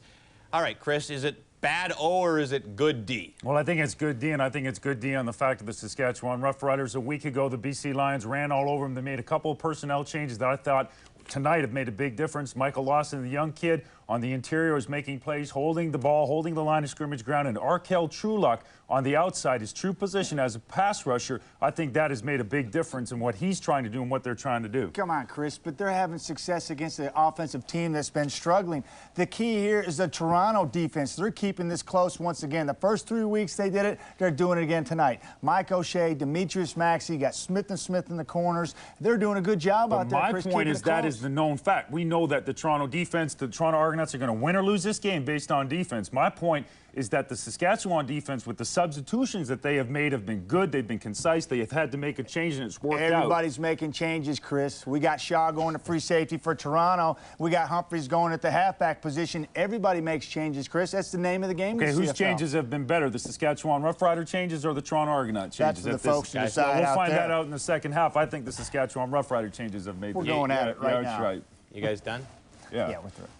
And they used to be teammates, folks. Hope you never squabbled like that in the huddles. I don't know if you'd ever get a playoff. All right, Steve Sarkisian and the boys in front. Sarkisian hasn't done all that much, but his team does have the lead thanks to the defense, or whatever. I can't decide because Schultz and Dunnigan are arguing all the time. Out of town. Hard to believe just a couple of years ago he was Reggie Regina, the hero in a football-crazy province. Well, tonight, up close, Reggie reminisces about those better days.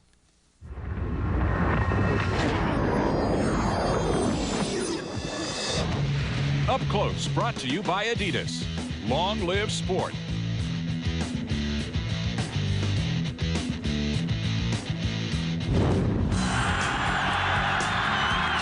Slack, and he'll score!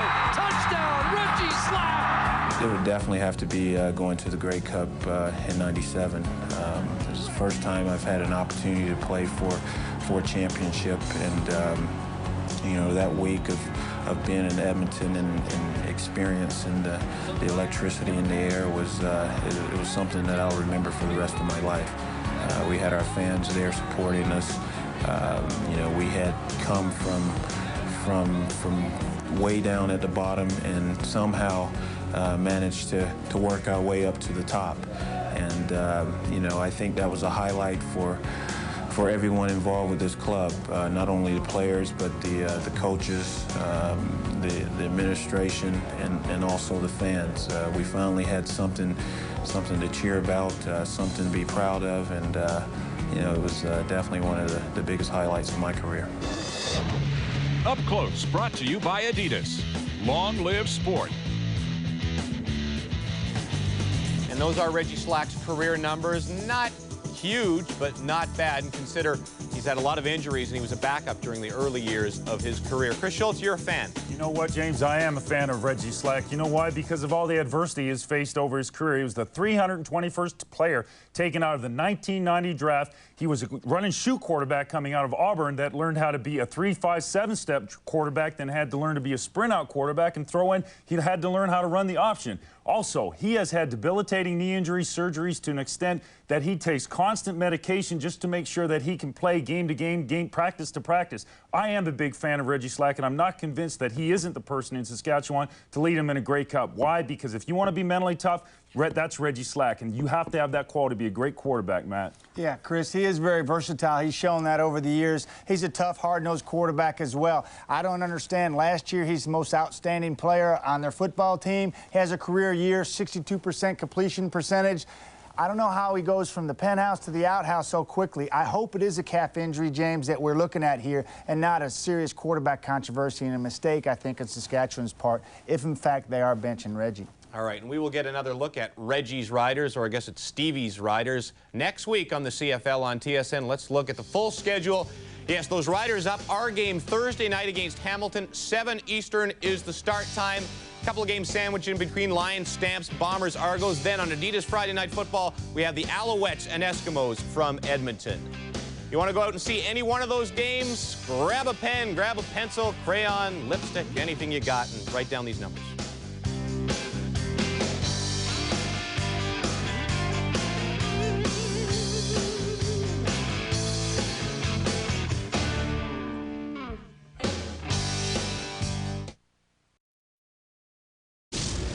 Welcome back. Well, Cal Murphy is one of the winningest coaches in CFL history, but so far this season he's the only coach that doesn't have a victory, but his team does lead at halftime. Our Ray Morrison spoke with Cal Murphy a few minutes ago. Cal, talk about that big play. You needed a big play. You got it on special teams to get the first touchdown of the ballgame.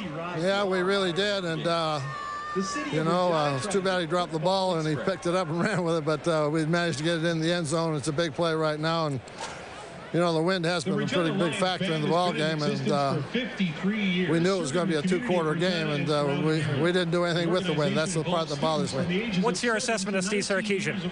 Well, you know, he's throwing the ball pretty well. We've got to get some points on the board, though, and you know, it's too bad he had the bad snap over his head. We had a great opportunity to put points on the board right there. Thanks, Coach. Okay, you're welcome.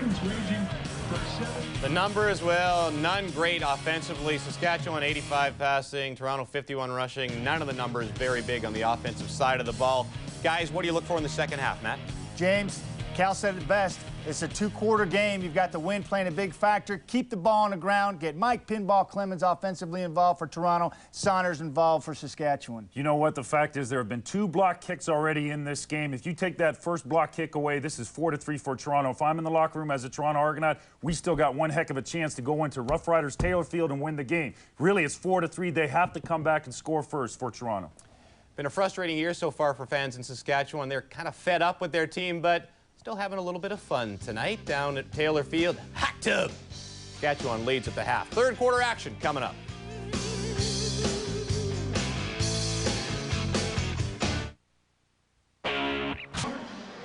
Almost ready for the second half to begin at Taylor Field in Regina. Cal Murphy and the Saskatchewan Roughriders have the lead, but it's a precarious one at 10-4 on a breezy night at Taylor Field. Slack is watching from the sidelines.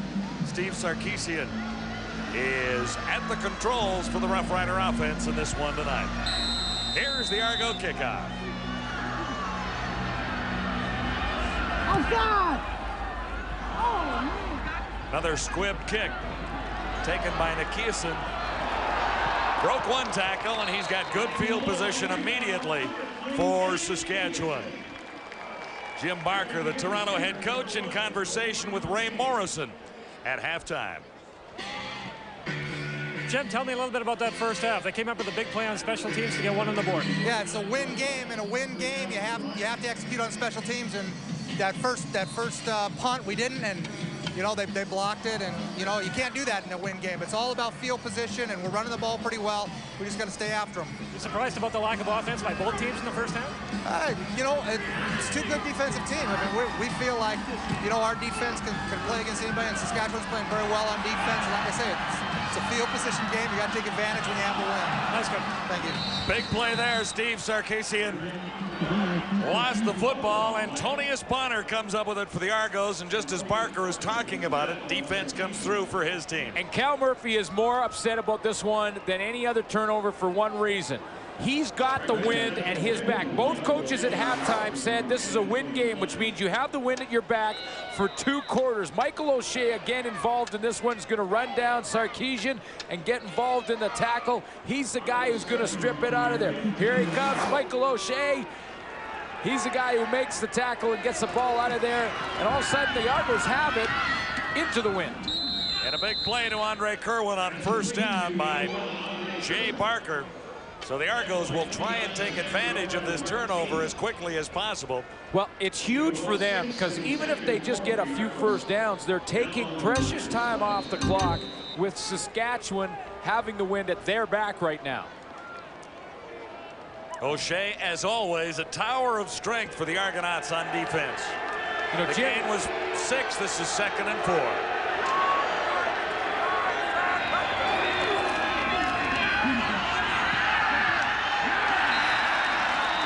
Terry, wrapped up by Travis Smith.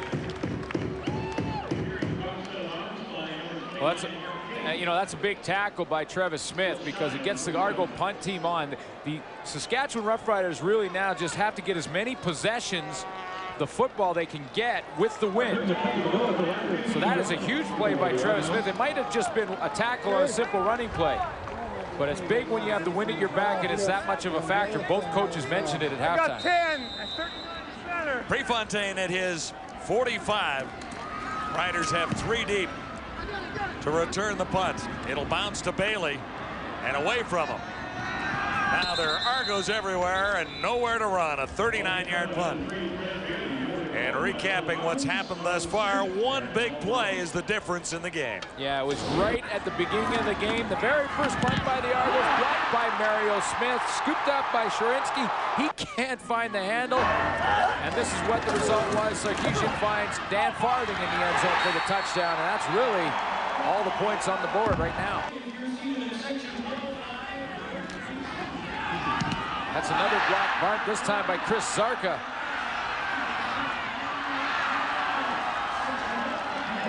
Couple special teams plays in the first half. Yeah, Sarchinski in on the recovery there as well. The Riders have traded away field position on that turnover, now beginning at the 10-yard line. Nice fake by Sarkisian. Nice toss to Dan Farthing, his favorite target tonight.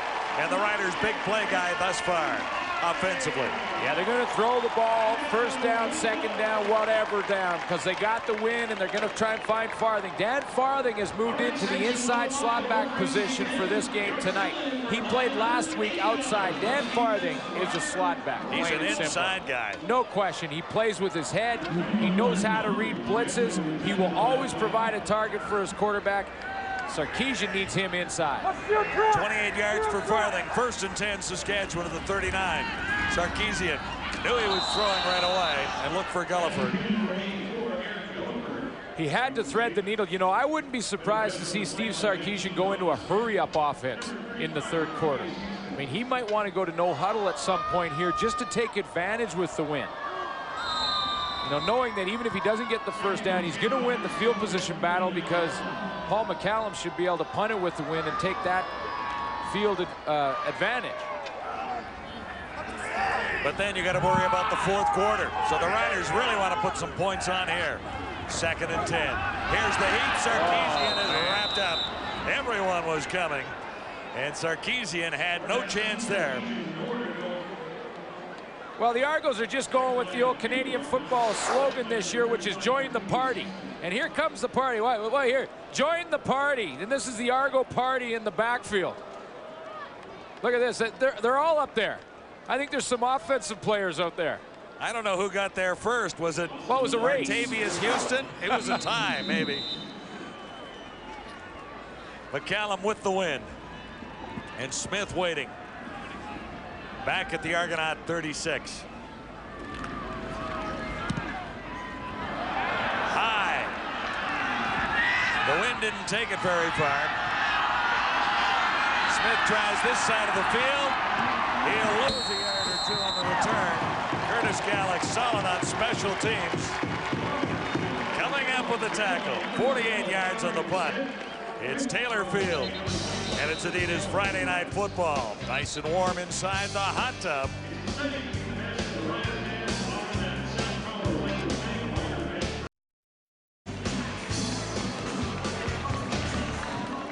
Well, they needed to get points in the plus territory. They have the field goal and the touchdown when they were down in there. Increase the intensity on D. I think that's been the biggest improvement. Yet they still don't have an interception, but huge improvement on the defense and special teams. Mario Smith blocked the punt, so did Chris Zarka, so they're on their way. Argos 1st and 10 at the 27. Barker puts it up. Tight coverage on Kerwan. Andre Kerwan couldn't get to it. Todd McMillan with him stride for stride. Yeah, Todd McMillan was right in Andre Kerwan's hip pocket.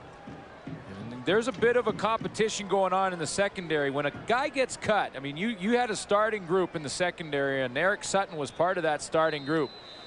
Started the season this year, went 3 games, and then got released this week. Everyone starts to think a little bit, well, if one guy can get cut, it could be me. I could be the next one. And Glenn Rogers Jr. is hanging around all of a sudden. So it's a bit of an audition going on for this secondary right now. 2nd and 10, low snap. Here's the heat. Flags are down, and so is Barker. Willie Pless was there. We've seen that little stride a time or two from number 39 when he used to wear green and gold. Oh, yeah, and he just beat the block. Willie Pless used speed to get home. I mean, holding, Toronto, number 58, decline. 3rd down. Pulu Pumele was the guy that was supposed to block Willie Pless, and he just beat him. This is Willie Pless. This is Pumele. Now, he's got to pick up Pless. Pless beats him around the corner and gets in there. Watch how quick Pless is. Look at her. Pumele didn't even see him coming and went out to help out his teammate. Rather than helping it, he stays in the hole. Pless has no shot. Saskatchewan defense has played quite a bit better tonight. Another low punt by Prefontaine. Another flag goes down as Gulliford grabbed that one. See, the punters have to keep the ball low into the wind, and that's why every time it's either Paul McCallum or Noel Prefontaine, they've been driving that ball low. Now, Gulliford has done a nice job of fielding it. It's like getting that hard fastball shot at you. And you're on the hot corner there on 3rd base. You got to make the catch and get it out of there, right? Well, this is what Gulliford is doing.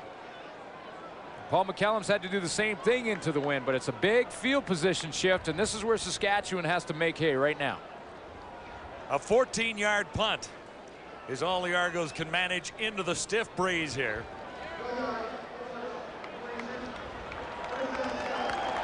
And after a short punt into the breeze, extra yardage added to the Saskatchewan total. So on the exchange, look where the Roughriders are. And give credit to Eric Gulliford for the catch. He fields that one. If he doesn't field it, it could be still bouncing around. Saskatchewan with an opportunity here. 1st and 10 at the Argonaut 22.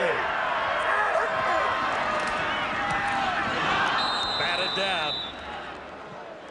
Sarkisian tried to get it away in a hurry, and there was a big white arm in the way. Well, Sarkisian's got to look to Dan Farthing again, because I'll tell you something, he's been the only guy who's been able to get open. I mean, we have not heard from Don Narcisse yet. Adrian Smith has shut him down. You know, this defense for the Argos is playing pretty well, and Sarkisian really can't get anything going. Kelly Wilshire is having a great game. They're getting good pressure from Demetrius Maxey and Jermaine Haley, and of course Michael O'Shea has made a ton of tackles from the middle linebacker position. And they've been backed up a couple of times when you're talking field position, but they're responding. This Argo defense is tough. Rated #1 in several offensive categories. The Argos think it's the best in the league, so do a lot of other people. 2nd and 10 now, Saskatchewan. Argo 22, Narcisse to the near side. And Sarkisian took too much time. He was trying to change the play. He was audibling on the line of scrimmage, and they were trying to change not only the play, but the formation. By the time he got it all lined up. Saskatchewan 52, still 2nd down. So Fairbrother moved a tad early. Well, Steve Sarkisian looked like he changed the play a couple of times, and he got a different formation out there, and Ben Fairbrother probably saw someone beside him that he wasn't supposed to see. Got a little antsy and jumped offside. 2nd and 15, back now to the Argo 27. Receivers to the near side. Sarkisian looks deep, and Gulliford was the target. A miscommunication there. Leonard Humphreys was in the area as well. Well, Leonard Humphreys had a better chance at this football, and I'm wondering if there's not a pass interference against Saskatchewan on it. Gulliford. I mean, they're right up in the top of your screen. Is that not pass interference on? He almost tackled him, didn't he? Eric Gulliford, yeah. 34-yard field goal try, nonetheless, for Paul McCallum.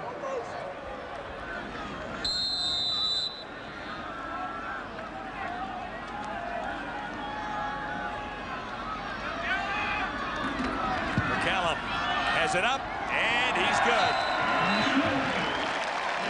Pretty good season for McCallum. 2 for 2 coming into tonight. And he adds to the Saskatchewan lead on Adidas Friday Night Football. Let's get ready to join the party.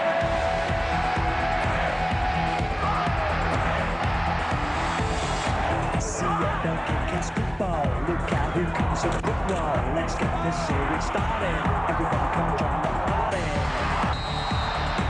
Come join the party tonight. Come on, everybody.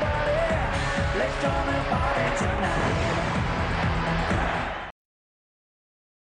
Regina looking forward to more great moments in Canadian sports as we celebrate the millennium. And the Great Moments show tomorrow night, 6:30 Eastern on TSN. 100 years of Canadian sport. Argos first down. Sunday night in the East.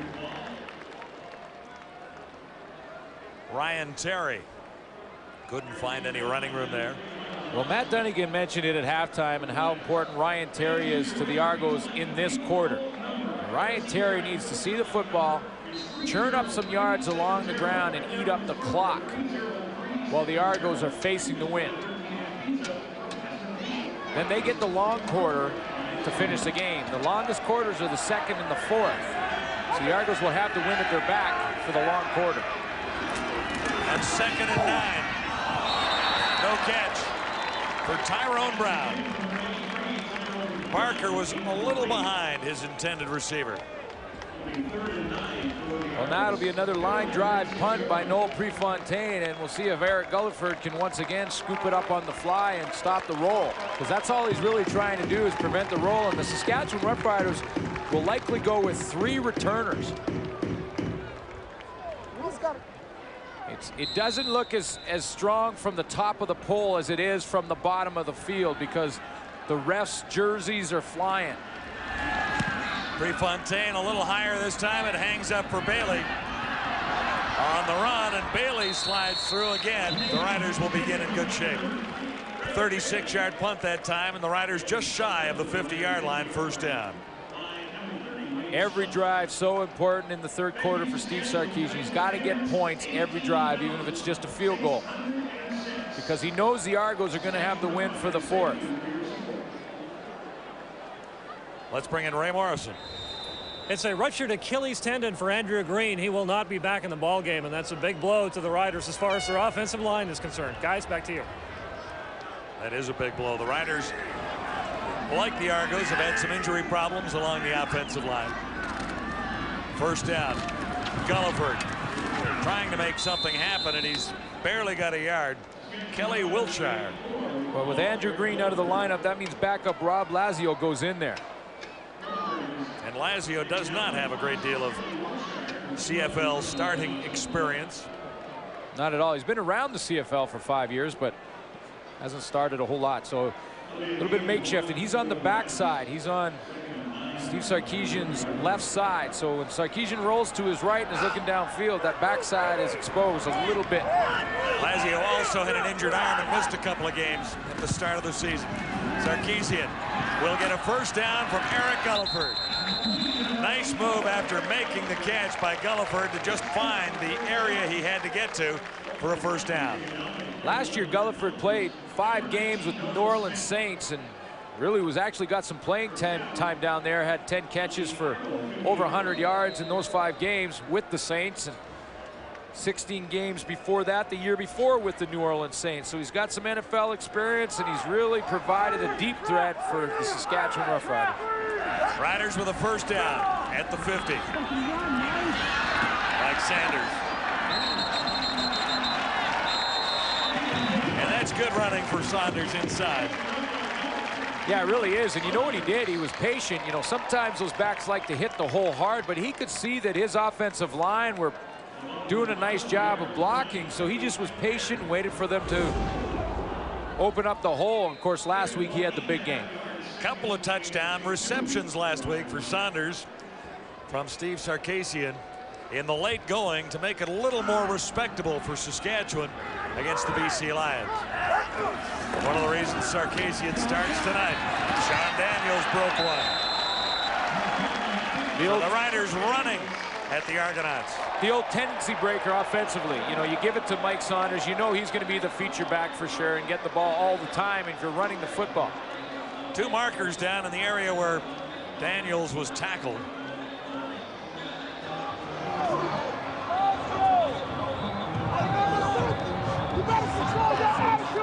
Sarkisian talks it over with a head man, Cal Murphy. Major foul, unnecessary roughness, Toronto, number 26. First down, Saskatchewan. Kelly Wilshire cost the Argos some precious yards here with 6:16 to go, third quarter. Saskatchewan march continues down at the Argonaut 18.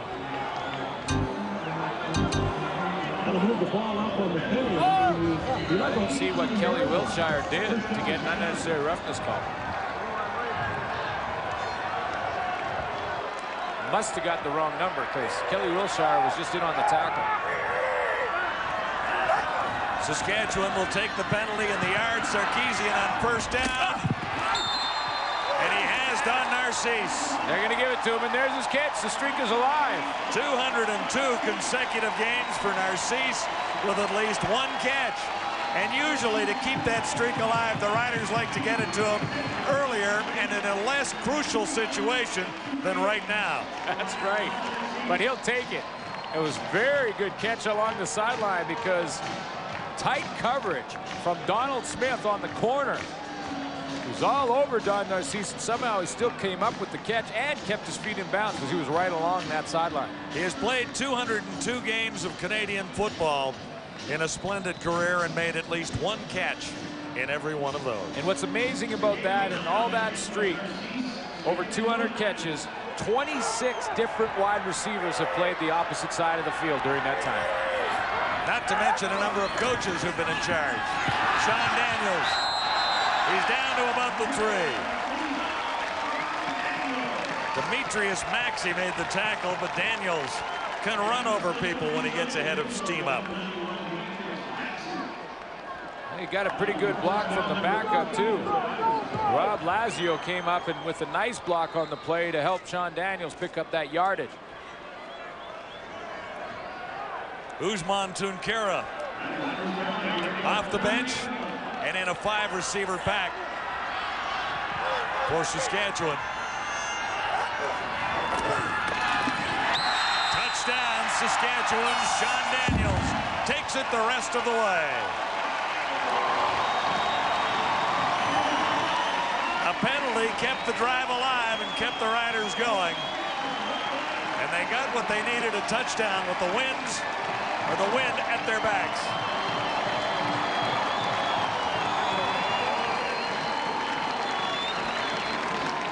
They got to get what they can while they have the wind at their back. You're absolutely right. It's exactly what they need. And now 10 points with the wind in the third quarter because they only have just under 5 minutes left with the wind, and then they hand it over to the Argos with the wind at their back. Coming into this game, Paul McCallum had kicked 79 consecutive converts. That one sails through as well.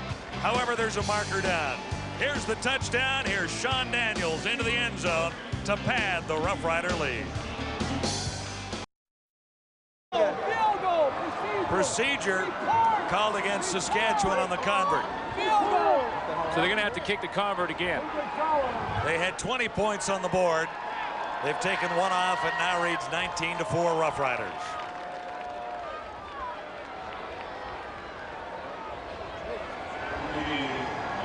Should not be a big problem. Well, no, in fact, it makes it a little easier. Back up an extra 5 yards, and it's easier for the kicker now.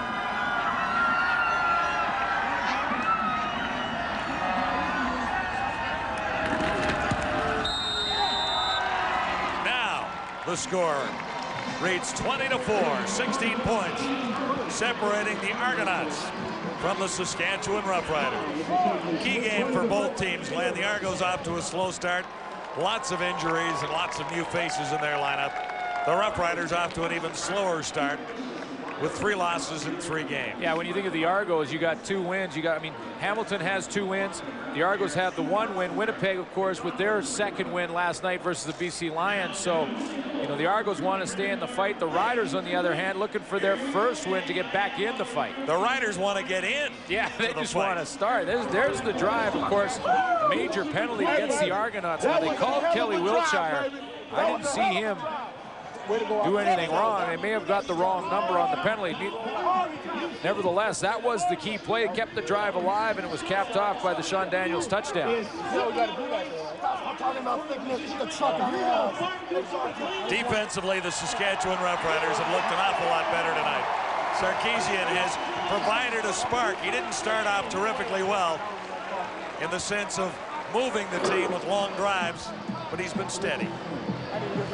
Well, the key play was a penalty, and we got to go back to it one more time because I seriously didn't see Kelly Wiltshire do anything wrong on the play. Kelly Wiltshire is going to move across number 26, okay? Now here he comes to get in the tackle. There he is right there. He's going to come across and get in the tackle on Sean Daniels. So he just dives across and then kind of rolls along the ground. Now Humphreys is on top of him. I didn't see Humphreys really do anything as that play continued either. I'm just wondering which number was the actual penalty, because I certainly didn't see one at the point of attack. Jim Barker won his first last week, wanted to make it 2 in a row here, but Taylor Field has been tough on the Toronto Argonauts in the 90s. Argos came in here last year and lost. The year before, they also lost. And that was the season opener for a team last year that really had a lot to prove after a couple of Grey Cups. Callum with the wind at his back. Saskatchewan with a 16-point lead. Mike Clemens. Clemens looked to be stopped, and here's the return of the night for Mike Clemens. And he can do that, and has so many times turned things around. Travis Smith finally got over to make the stop. The return is 42 yards, and Clemens should have been nailed a long way back.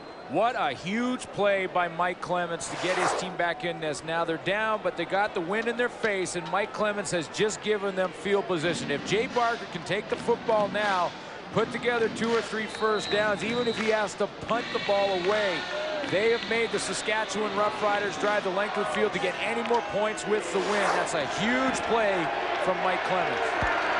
1st and 10. Argos at the Rider 48. Behind Clemens, who was falling down. He lost his footing, and Barker couldn't connect.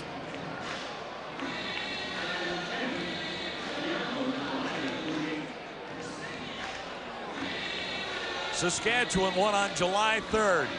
Mayfield had a night. Looking back to 1998 again, Saskatchewan winning by 3 on October 3rd. So the Riders beat the Argonauts twice last year. Cal Murphy hopes the trend continues when it comes to this team. 2nd and 10.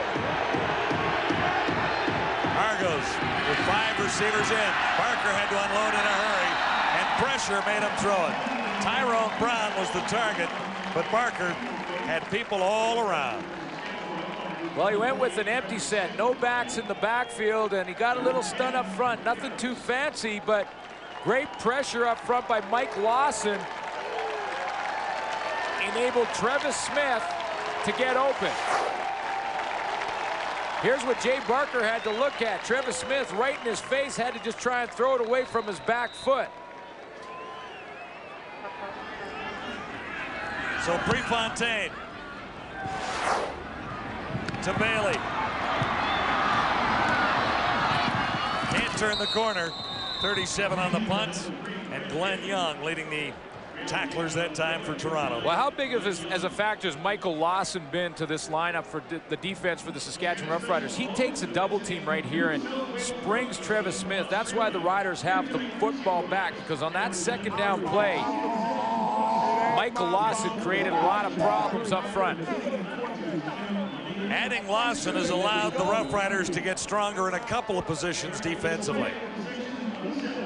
Oh, it ain't my fault. Did I do that? It ain't my fault. Did I? Sarkisian good on 13 of 19 for 133 for Saskatchewan. Shovels it ahead. Daniels. Stopped by Martavius Houston.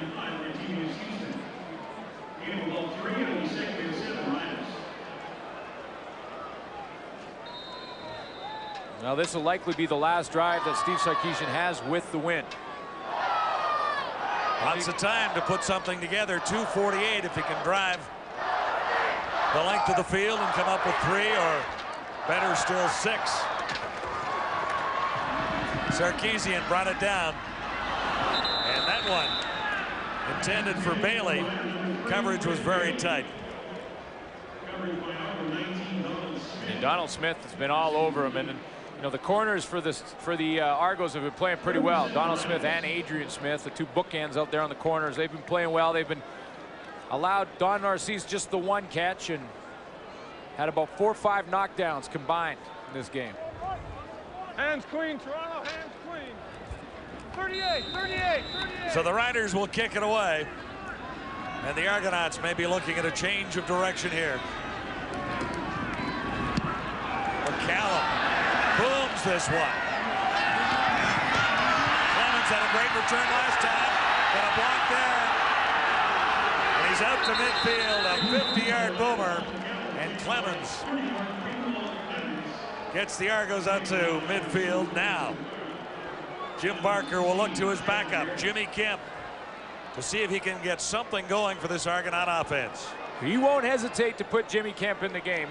They've made it very clear that Jay Barker is the future and is the guy that's going to start for him at quarterback. But that's why they traded for Jimmy Kemp. He's a veteran that can come in, settle things down, try and get some offense together and change the pace.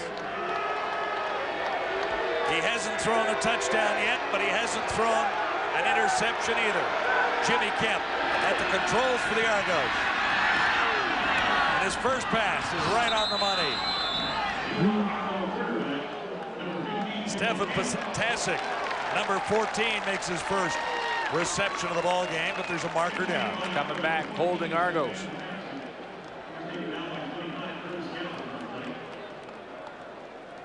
Another crucial penalty against the Argos because Jimmy Kemp comes in and one throw already gives him a little momentum. It's going to be all wiped 65. out. First down, repeat it. That's TJ Ackerman. Yeah, he's had a couple tonight. Lines up at left tackle for the Argos. He's a rookie in the Argo offensive scheme. Jay Barker will watch, at least for the time being. Yeah, and Jim Barker said that's one of the reasons he'll bring him out of the game. Not only because he wants to change the pace with Jimmy Kemp, but also to let Jay Barker watch from the sideline for a series or two. Doesn't mean he won't be back in. Kemp. And that one was tipped. Ryan Terry was the target. And one Argonaut had a shot at making the catch, Patrick Kessie. A lot of pressure from the Saskatchewan front seven. They've really come to play tonight. I mean, there's a great surge up front. Rich Young was involved. Arkell Trueluck not giving away his contain. And of course, Bombadil Ali from the outside.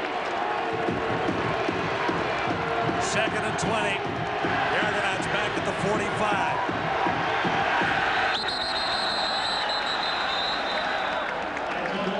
It'll be a procedure call against Toronto.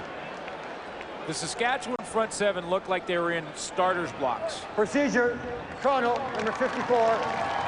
Still second down.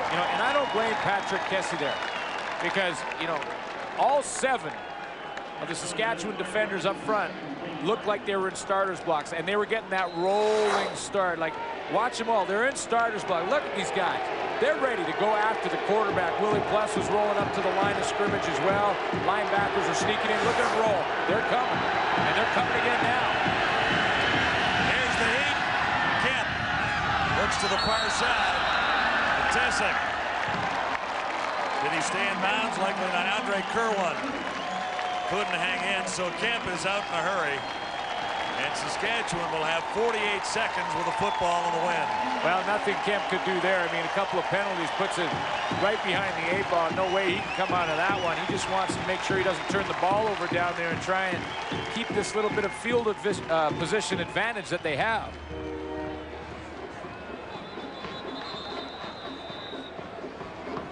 The Riders are looking for a timeout down there to see if they can hang on to the wind advantage. A few more seconds. Might even get 2 plays out of this if you can make it work for you. Oh, no question. In 48 seconds, you could probably, 3 or 4 plays. But an extra 2 with the timeout. With the timeout, yeah, you had a couple more. That's right.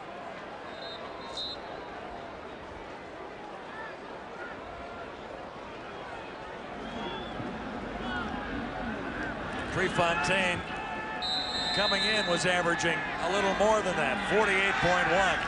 Ted kicking that old Saskatchewan Prairie wind off. He was an all-star last year in his rookie year. Gulliford again. Took it on the run. 41 seconds on the clock. Fred Perry leading the tacklers.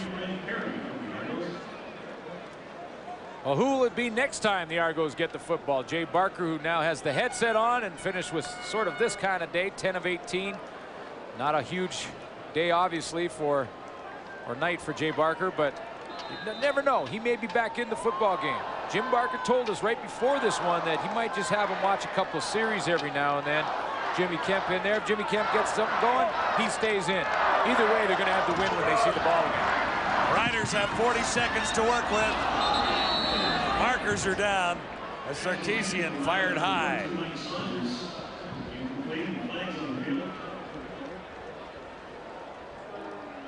This one may go against Saskatchewan. Rob Lazio. Holding, do you think? Well, once again, this has been a game that has had quite a few penalties. Some of the phantom nature. Holding, Saskatchewan, number 50. Repeat first down. Lazio is in relief of, or in place of, I should say, Andrew Green, who's gone for the night and for some time with a serious injury this evening. Yeah, Achilles tendon, that's the year. Narcisse to the near side. This is 1st and 20 Roughriders. 13 seconds on the clock till three-quarter time. Sarkisian away from the first wave of Argonauts. Narcisse made the catch and couldn't get around a swarming group of Argos down there led by Wilshire. Well, the second effort by Don Narcisse just allowed the Argos probably to receive the punt with the wind at their back. I mean, this is great second effort. You want to see this every time your receiver catches the football. But he ran the clock down to 0. Right, he ran it down to 0s, which means Paul McCallum will now be kicking into the wind instead of kicking with the wind.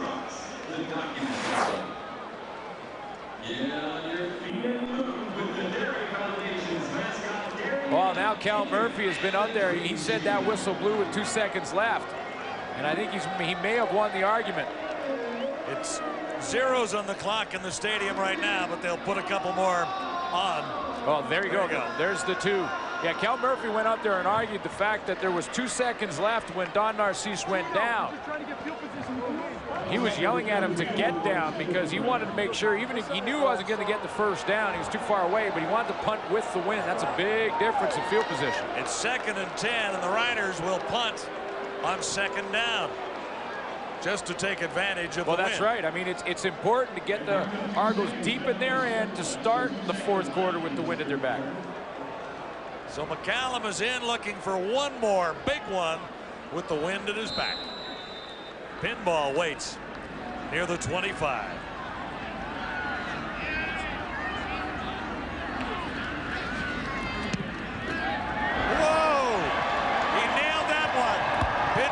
Chased back into his end zone. He'll take it out, however. Oh, could be a face mask there, but no flag. The way he stopped, I thought someone might have grabbed him by the face mask. Paul McCallum booms a 60-yarder on the final play of the 3rd quarter to pin the Argos deep. You're watching Adidas Friday Night Football, and we're at the quarter. Brought to you by 1-800-HI-IT'S-ME. It's the cheapest way to call. Collect. All right, folks, now if you were with us before the game, our quarterback here was very adamant about the Argos letting their quarterback play. Well, they didn't listen. Jay Barker is out, Jimmy Kemp's in, and you're not too happy. I'm really not happy. Nothing against Jimmy Kemp. I think he's a fine quarterback, but this is a perfect situation for Jay Barker to learn. He's going to have the wind at his back. He's going to have to play some catch-up football, let the young quarterback learn early in the season as opposed to when it gets really critical, late in October, early November, when you're looking for that 3rd or 2nd spot in the playoffs. It's going to be important for this young man to play. Now he's on the bench. And, Matt, 9 times out of 10, I would agree with you, but not in this instance, because when I look at Kemp right now, he's a little bit shell-shocked. He's adjusting his feet to avoid the pass rush rather than adjusting his feet to complete passes. He's not stepping up in the pocket. He's more aware of the pass rush and what's coming at him than he is the coverage. I really don't think they have a choice because I'm not sure if Jimmy Kemp really is that aware of what's happening past the football. What he's thinking about right now is survival. You get into a survival mentality, you're not going to make... Chris, he doesn't have a running game. Jimmy Kemp doesn't have a running game. They're going to have to throw the football. It'll be interesting to see how Kemp handles this 4th quarter because I'd like to see Jay Barker have a situation or have an opportunity to handle this 4th quarter. But running game, he doesn't have a chance, right, Chris. But to me, it's a confidence stand in the pocket. issue. Jimmy Kemp doesn't have a issue. chance, too. All right. You know, you say 9 out of 10 you agree with him. So far, 2 out of 2 in the last 2 times you guys have been talking, you haven't agreed. You're not getting along anymore. I don't like to see that. I love him just the same. 4th quarter action, Saskatchewan 15 minutes away from their first victory of the season. Let's send you back to Regina. Calm down in here. They're getting ornery in control. Yeah, and it's going to be a long 15 minutes for Saskatchewan to hang on here, even with a 16-point lead. You mentioned there could have been a face mask, John, and it was very, very close. Usman Tankar gets out there, but he does grab cloth. He grabbed all of Pinball's jersey, not the face mask, so that was a good no call. Just the way he stopped, it looked a little suspicious. No foul, no flag. First down, Argos.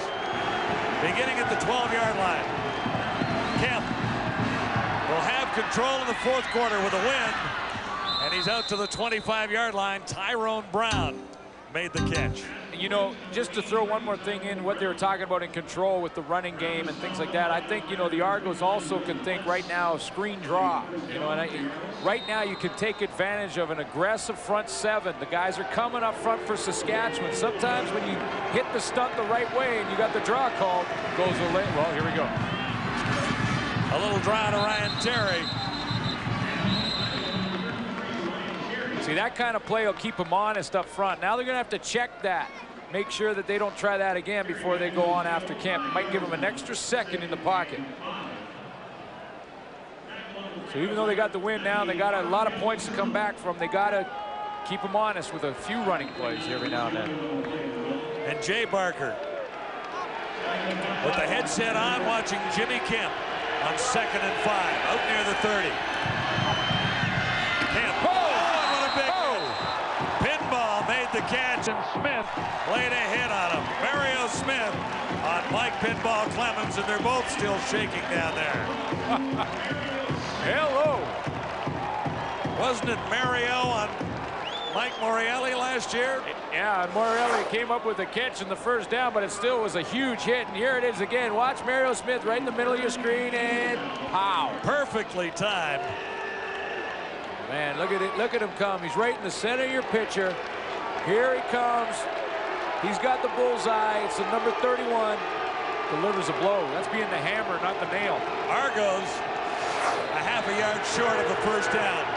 They'll gamble here on 3rd. And should have it with no markers down. Kemp himself carries for the first down on a gamble by Jim Barker. You know, and full credits to Pinball Clemens. I mean, that was a huge hit from Mario Smith, and not only did he hang on to the football, he jumped up. He hung on, he jumped up to say, hey, that didn't hurt me. It looked good, but it didn't hurt me. But more importantly for his team, he hung on to the football. Argos move the chains, 20-4. Saskatchewan on top. We're in the final quarter. Argos with a win and a first down. Kemp takes off, quarterback draw. Almost tripped up, but he's still going and dragged down by the sweater by Mario Smith at the 50. Kemp saw something and took advantage. Not noted as a running quarterback, but he comes up with 23. Well, this is what I'm talking about with stunting front seven from Saskatchewan. They're hitting different holes, and they're coming with a lot of pressure. See Lawson take a side. Travis Smith went to the outside on the stunt, and when Kemp saw that, he saw the open up, and he just said, okay, I'm taking a quarterback draw. Argos first down, sideline pattern. He one-hopped it. Andre Kerwin tried to make it look good. The sideline official just got outruled. He called it a catch. Andre Kerwin is arguing because he's called it a catch, and the sideline official went over there and called it a catch. He was waved off. Here comes the play. They're right on the sideline. I think it bounced. Yeah, it did bounce. I'm saying that the official on the sideline called it a catch and then was waved off. 2nd and 10 Argos. Near the Saskatchewan 50. Here comes some heat for Kemp. He fires in there and have a first down. Tyrone Brown. He's played well tonight. Tyrone Brown, this is a game of inches. It really is a game of inches. Bombadeli Ali is a fingertip away from knocking that one away from Tyrone Brown. But he can barely get there. Brown hangs on, concentrates on the football. That's a big first down. Now at the Rider 37. Kemp stands back, looks to the end zone. Brown was the target, and he can't run underneath the football. Kemp aired it out. There was a battle going on down the field. I believe it was with Mark Tate, the newcomer, at the halfback spot against Tyrone Brown, and they were in a hand fight all the way down. And this is what I love about, there's no call here. Here they go down here. Watch the fight as they get closer together. Just a deep route now. You know, Tyrone Brown's going to do a little pushing. Mark Tate does a little grabbing. If he pushes, I pull. That's how it works. No call, no foul, no blood. That's great. Let him play. 2nd and 10, Toronto. Kemp over the middle. Oh! Brown made the catch and took a big hit. Yeah, be another Toronto first down. Mario Smith is throwing some leather in there. And this time it's Tyrone Brown's turn to take it. And he takes a big hit. Watch it. He's going to come down here and watch this guy get a beat on him, Mario Smith, and come up and put the hit on him. And he hangs on to the ball. Tyrone Brown catches it and pow! When that head snaps like that, you know it's a big one. Ryan Terry on first down, and the Roughriders are all over him. Anxious times for Cal Murphy, looking for his first win as head coach of the Saskatchewan Roughriders. 10:19 to go. Saskatchewan on top by 16. It's 20-4.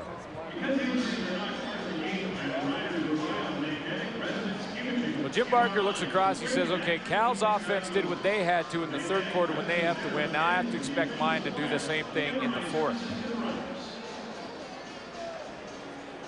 Ryan Terry, the ball carrier, shaken up.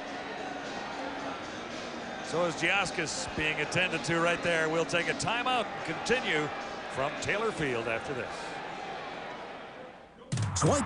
This would be huge if Cal Murphy, Saskatchewan Roughriders, can hang on and get victory number 1 of 1999. Saskatchewan 146-yard passing. Net yards 179. As you can see by those numbers through 3 quarters, wind has been a terrific factor here tonight.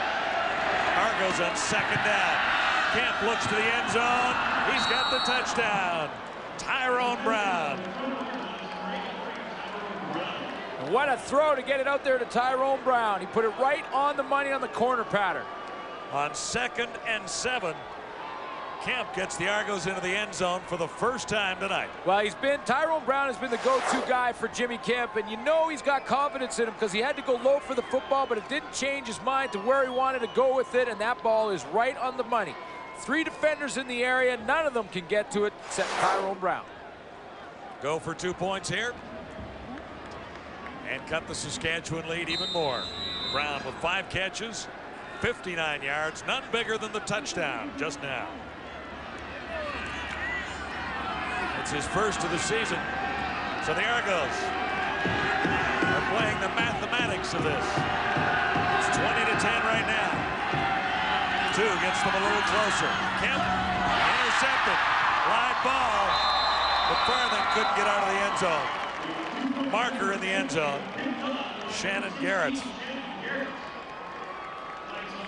being called, I do believe. Kemp's going to get another chance at it.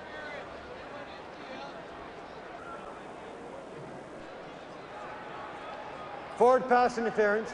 Saskatchewan number 16. Convert will be attempted from the 1-yard line. So now there's another option there. Now you go for a 2-point convert from the 1. It changes things up quite a bit. Shannon Garrett called on the interference. He was covering Mike Clemens.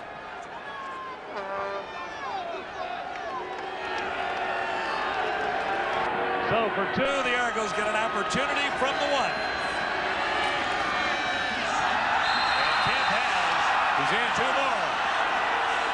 Jimmy Kemp engineered the drive and then finished it off. He got pushed back, but he broke the plane of the goal line with the football, and that's all you have to do. 2-point convert for the Argos. So now you're looking at an 8-point ball game. The touchdown and 1 more 2-point convert ties it all up, which is a lot easier said than done. Well, Saskatchewan gets an opportunity to get some time off the clock here, if in fact they can use the running game a little bit. Take one more look at this touchdown. Tyrone Rogers used a little bit of a stem and then break back to the corner. Great route. Jimmy Kemp all the way going right to him.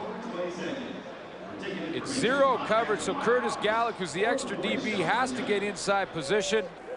Doesn't get any help from Mario Smith because the ball, of course, is thrown way to the outside. Mario Smith cannot get that far from the safety spot. Tyrone Rogers has his touchdown, his first in the CFL. Excuse me, Tyrone Brown. Here's how the Argos did it. 10 plays in 5:19 to cover 98 yards. Brown with a 24-yard catch. Three second and long conversions by the Argos to keep the drive rolling. Fred Bailey returning for Saskatchewan. Special teams could be key for the Riders. Working against the wind. Just over 9 minutes to go. It's an 8-point ball game. The most important person on the football field right now is number 32 for the Saskatchewan Roughriders. If Mike Saunders can get the football, churn out the clock along the ground, they win this game. It's as simple as that. Is the second most important person in the ballpark Sean Daniels? Second who most can also carry the football. And he's going to be that first block at the point of attack for Mike Saunders. So you're right, that tandem in the backfield is the, these guys have got to get it done if Saskatchewan wants to hold on. Daniels is not as flashy, but he's big and he is mobile, and the Riders can use him in some situations to carry the football, but Saunders is the back. The key guy for Saskatchewan right now, driving into the wind with 9:14 to go. Steve Sarkisian really needs to get a couple of first downs at the very least from the Rider 29.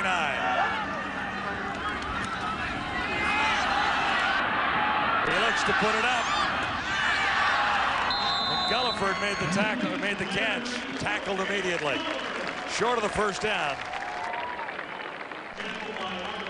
Well, Cal Murphy also knows how important Mike Saunders and Sean Daniels is, and he knows that Jim Barker also knows how important they are. So he goes, you know what we'll do on first down? We'll play action, and we'll fake it to him. There are really no secrets in football. No, there isn't. I mean, everyone, it's very simple. You keep it along the ground for Saskatchewan, now you win it. As long as you can get those first downs. Gulliford got 9. This is 2nd and 1. Riders at the 37. Play action. A little extension around the side as Sarkisian kept it himself. It's the option play. It's the option play, and Sarkisian has the option to give it to Sean Daniels in the hole. What's going to happen here? Sean Daniels hits the hole. Now Sarkisian has the option there to give it to him. He decides not to take it to the outside. Mike Saunders thought that Daniels had the ball. He also had the option to give it to Saunders. That's right, but Saunders stopped. He thought Daniels had it. That's how good the fake was. So the Riders have 1 first down in this drive to preserve an 8-point lead. There is the most important player on the Saskatchewan team right now. Yeah, Mike Saunders, averaging 5.5 yards a carry. He's almost got 9 there. And that's the play, and that's exactly what I'm talking about. He gets a big hole to the left side. He's looking right at Michael O'Shea, trying to freeze him, and watch him hit up in there. Good block by Lazio to kick out O'Shea. That gives him the bubble, and all of a sudden now it's 2nd and real short, and a chance for Saskatchewan to take a lot of valuable time right off the clock with a bit of a waste down here and just pound it up on the run. 2nd down, less than a yard to go. Rough Riders. Sarkisian himself, he likes sticking his nose in there. He got an opportunity to run this football team tonight because of a couple of situations, and Sarkisian is having fun out there, taking control of this game as best he can considering the circumstances. And Reggie Slack looks on.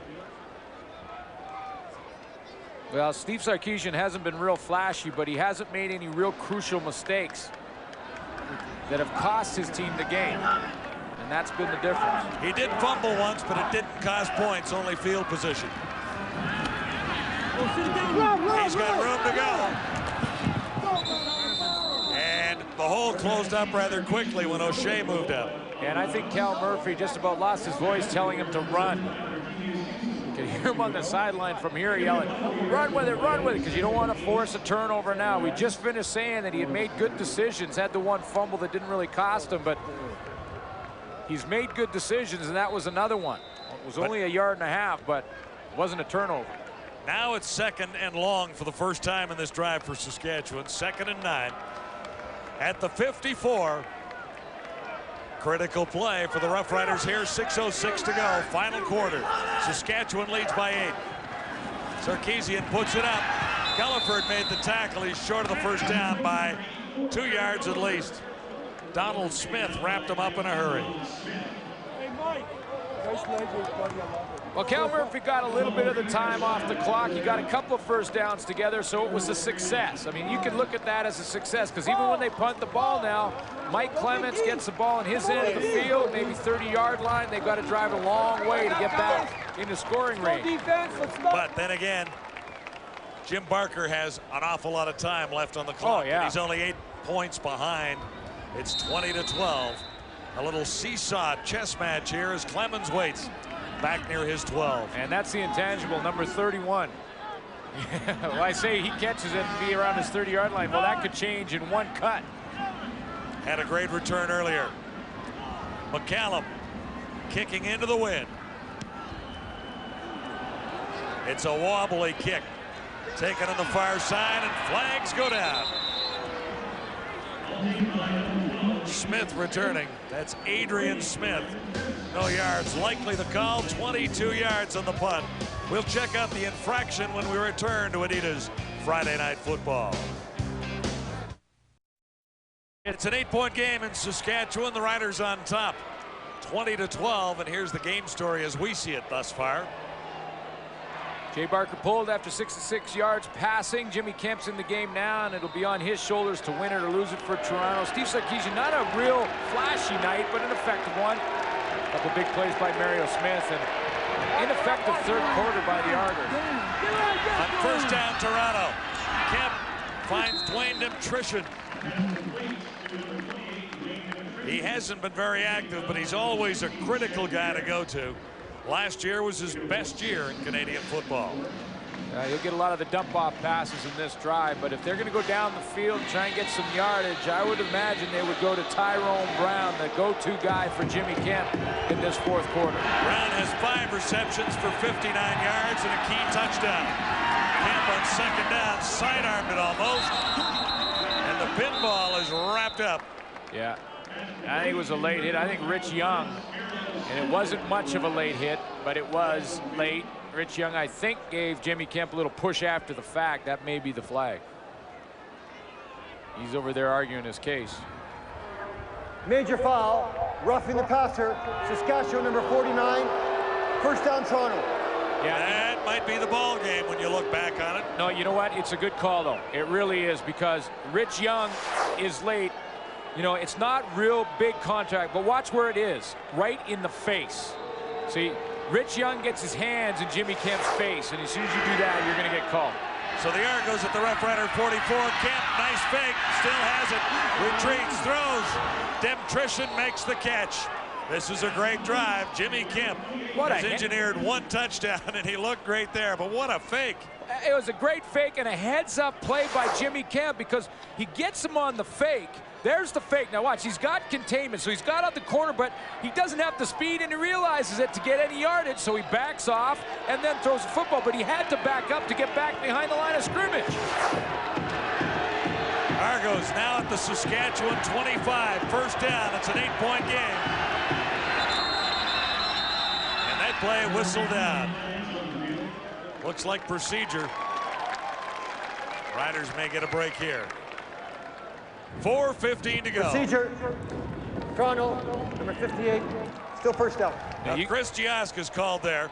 He was out of the game with an injury and came back, and I'm sure they really needed him up on that offensive line. Yeah, they need the stabilizing factor up there with a veteran and Chris Giaskas, especially the crucial point of the ball game. There you go. 1st and 15 to go. Now at the 30. Kemp shotgun. Releases in a hurry, and it's dropped. Demtrishan had it go off his shoulder pad. Well, Dem Tristan is saying, you know, you don't have to throw it that hard when I'm that close to you, because that one was coming with a lot of heat on it. And it wasn't a very long throw, just right off the shoulder pad. I mean, he should have caught that. Actually hit him in the face. I think it hit him in the helmet. I mean, he's got to catch that one, but it was hard, and he used his head. 2nd and 15 at the 30. Argos need it all, and Brown. Did he make the catch or not? They say he did down at the 10-yard line. Kemp to Tyrone Brown. Well, it's a perfect throw by Kemp because he brought Tyrone back to the football. Tyrone Brown was heading right down the seam, but the throw was behind him. Kemp brought Tyrone Brown back to catch that one. Argos at the 10. Kemp to the end zone. Receiver down. No flag. Mike Clemens ended up on the turf in the end zone. Mark Tate was covering him, and both went to the ground. Kemp can't believe there's no flag on the play because Mike Clemens ended up underneath Mark Tate. Now, obviously, the official was standing right on the spot, felt it was incidental contact, and they both fell down on their own.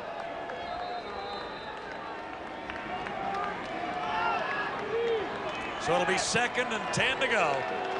2nd and goal to go, more exactly, for the Argos.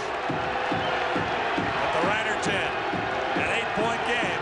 Kemp needs a touchdown and a 2-point conversion to get even. There's the toss, and he missed Brown that time. Shannon Garrett won the battle. So now, what do you do? With 2:48 on the clock, take 3 now and come back? Yeah, I think you take the 3. You got to get the points. I mean, if you're down around, chance to get a first down with a few yards to go, that's one thing. But this is 1st and 10, really, or yeah.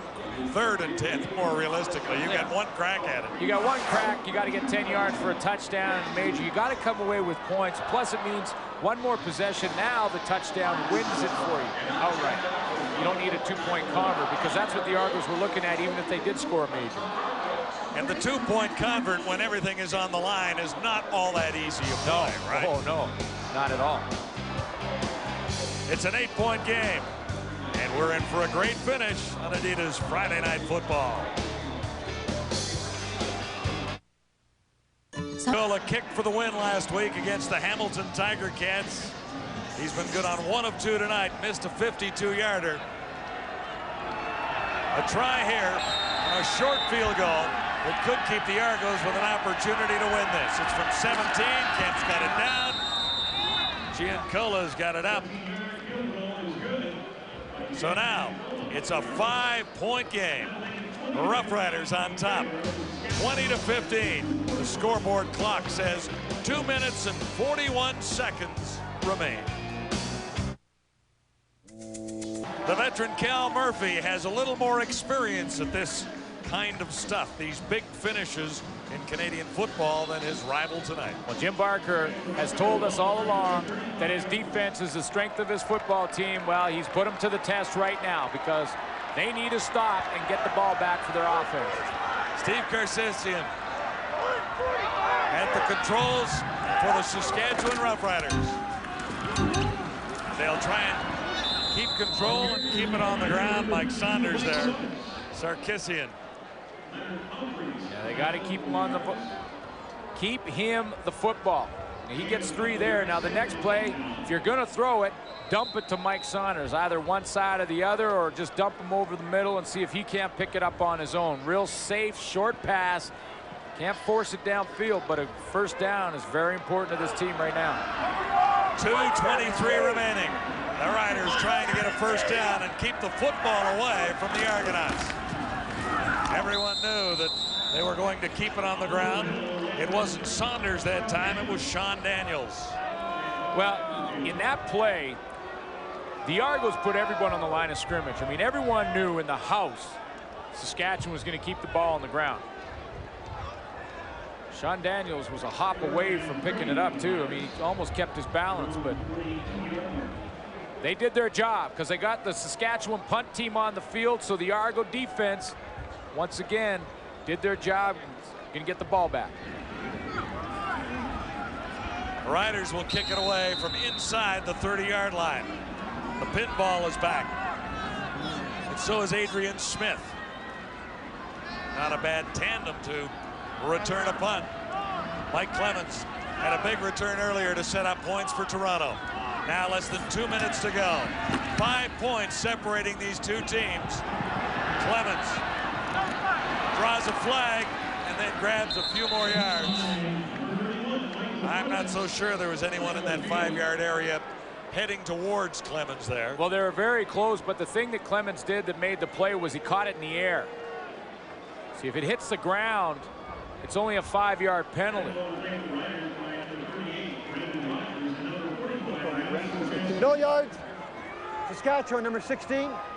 First down, Toronto. That's Shannon Garrett, who I thought was backing out of there, or at least trying to, but... Well, yeah, and you know, the wind is a factor here. Well, sure, but see, it becomes a bigger penalty because now catch it in the air. If it's the bounce back rule and you're trying to back out of there, it's only 5 yards. But now, all of a sudden, Argos have it. Saskatchewan's end of the field with a chance to win this football game with a major in just under 2 minutes. 1:49 to be exact. Toronto has to score a touchdown to win. Jimmy Kemp has been great. Dentrician makes the catch, and he'll have a first down. Douglas Kraft covering and making the tackle. You know, you're right. Jimmy Kemp has been great, and that's exactly what Jim Barker wanted to see when he threw him in the football game, and that's why they brought him over to Toronto and felt that it was a very important trade to get Jimmy Kemp. A veteran that could settle things down for the offense, change the pace, and maybe bring their team back, and that's exactly what he's done. He's given them an opportunity to win the game. When the deal was initially made to get Kemp for Nealon Green, everyone thought that the Argonauts made a heck of a steal because they had Kemp, the veteran who could come in behind the rookie Jay Barker. Right. Week 2 in Canadian football, Nealon Green runs for 180 yards, and the Eskimos annihilate and all of Saskatchewan. All of a sudden, it looks like the Argos have lost the deal. Last night, Nealon Green can't move the Eskimos against the Hamilton Tiger Cats. Kemp comes into this one. The Argos have made the better deal.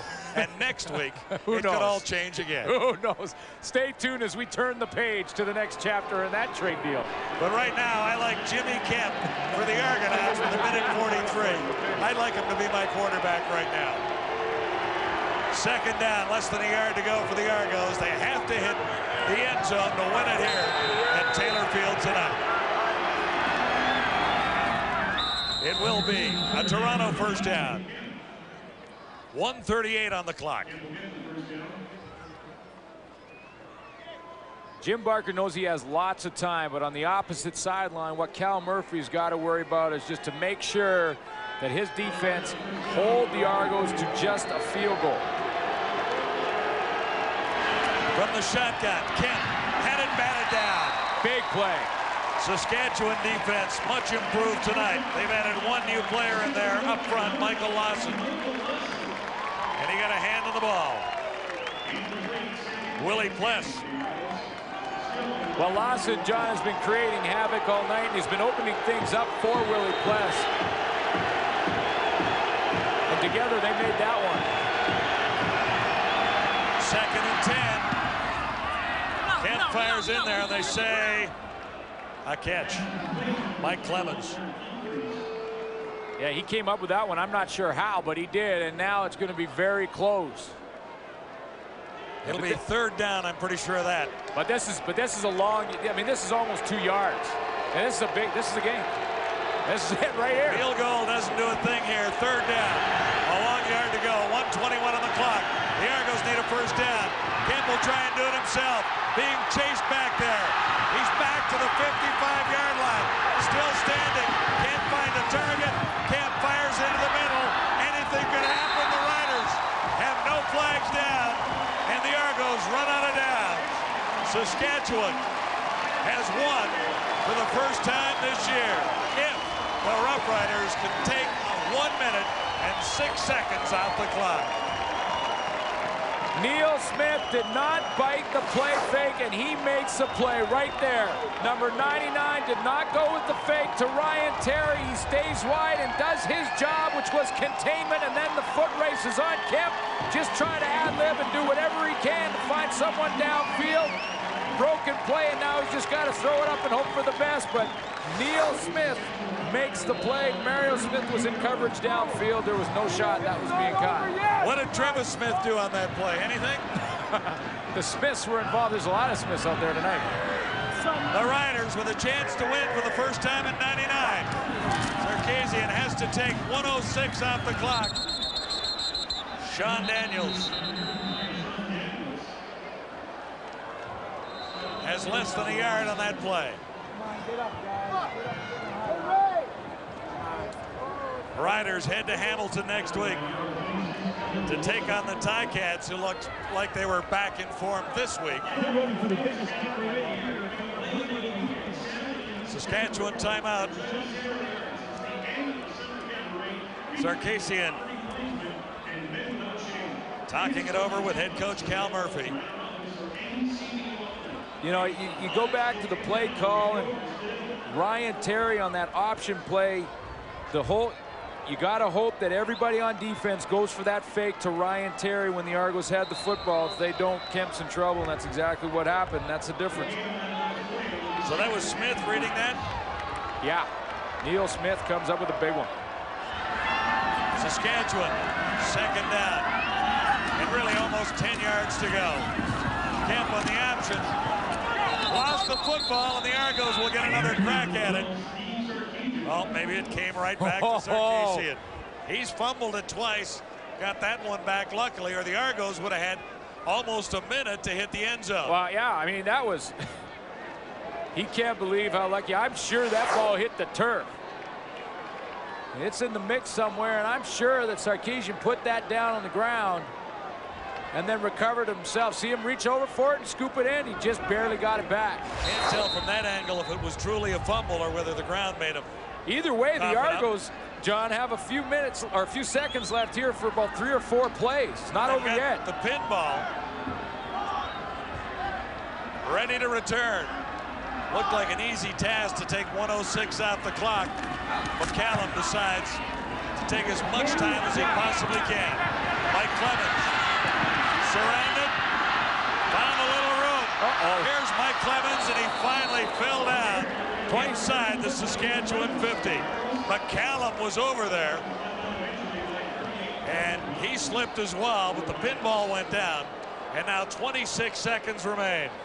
Well, a couple of plays here. Neil Smith made the big play in the last series to get his offense on the field. He's going to have to make a couple more.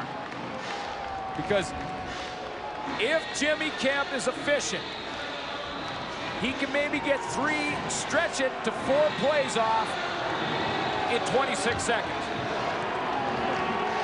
But he'll have to be efficient. The Argos at the Saskatchewan 47, first down. Kemp looking long and can't connect.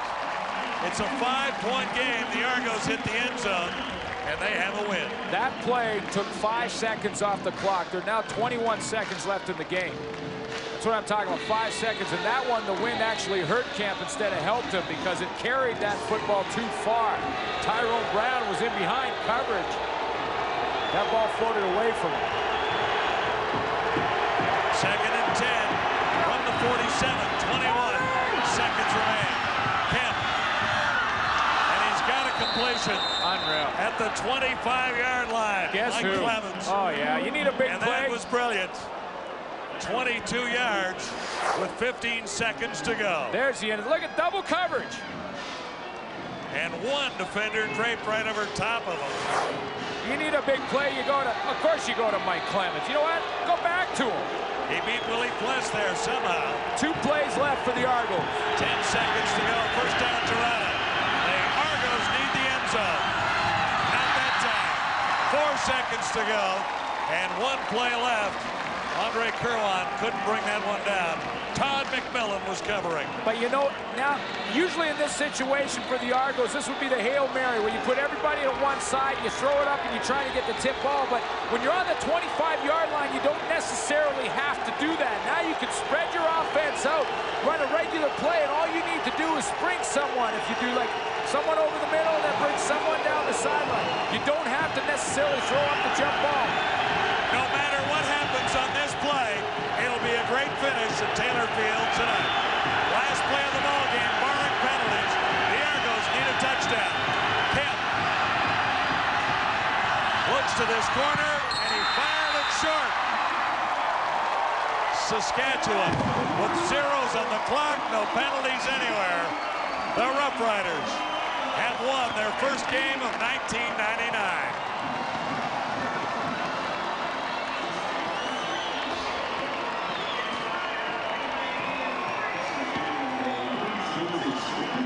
Everyone has a win in the win column now in the CFL. And what a great week 4 it was in Canadian football. The Riders win for the first time. Winnipeg with the upset in BC. That's another one. Hamilton back on track. Yeah. And prove that they're a pretty good team after 2 shoddy performances. And the Calgary Stampeders defeat the only other unbeaten team, the Montreal Alouettes. Everything unfolded just like it should for a fun week in Canadian football. Rider fans celebrate Steve Sarkisian, the hero. All right, well, Taylor Field was loud last week, but it was all boo birds. Today, much better reaction, lots of cheering, and well-deserved as Saskatchewan wins its first game of the year. And Matt Dunnigan, huge victory. You never want to go 0-4 to start a season. No, and credit this one to just sound defense. A lot of changes out there. Sarkisian coming in, doing the job, doing what he had to do, held his team close enough, and defense did the rest. Special teams helped him out. Just a great performance all around. Credit the importance of Cal Murphy knowing how to handle the win in those situations and having the experience in the past with that to being a big factor here, James. Right. Now, Toronto, kind of same old story. The defense played pretty well. Offense showed a little bit of spark in the fourth quarter, but mistakes crisscrossed them yet again. Mistakes and injuries. You know, there is a lot of legitimacy to the injuries the Toronto Argonauts have. 3 of their top wide receivers and slot backs are not playing. 3 of their defensive backs are not playing. They're missing an offensive lineman. But there's no legitimacy in the terms that opening block punt and then the next kick were blocked. I said it last time. Sometimes you go through a whole football season without one block punt. They had the first one blocked that set up the first 7 points. Just like in the Montreal-Calgary game with the interception that went the other way, it came down to that one play being the determining factor. That is what has to change in Argonaut football. And the Argos now last in the East at 1-3.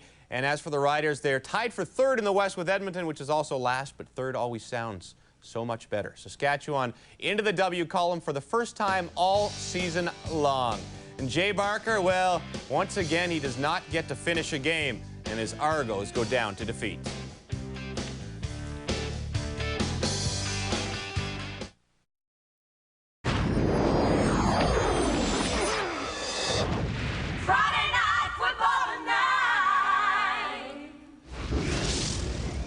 Welcome back. Well, we have one very happy quarterback with us from Regina. Steve Sarkisian making his first start of the season in place of Reggie Slack and comes through with the victory. Steve, it wasn't that beautiful offensively, but it's a W, and that's huge. Congratulations. It's huge for this team. You know, we needed a win. We needed to get that first win of the year, get a little momentum going, and it's exciting. It's exciting for this team. We just played hard from the first bell to the end. Steve, Matt Dunnigan here.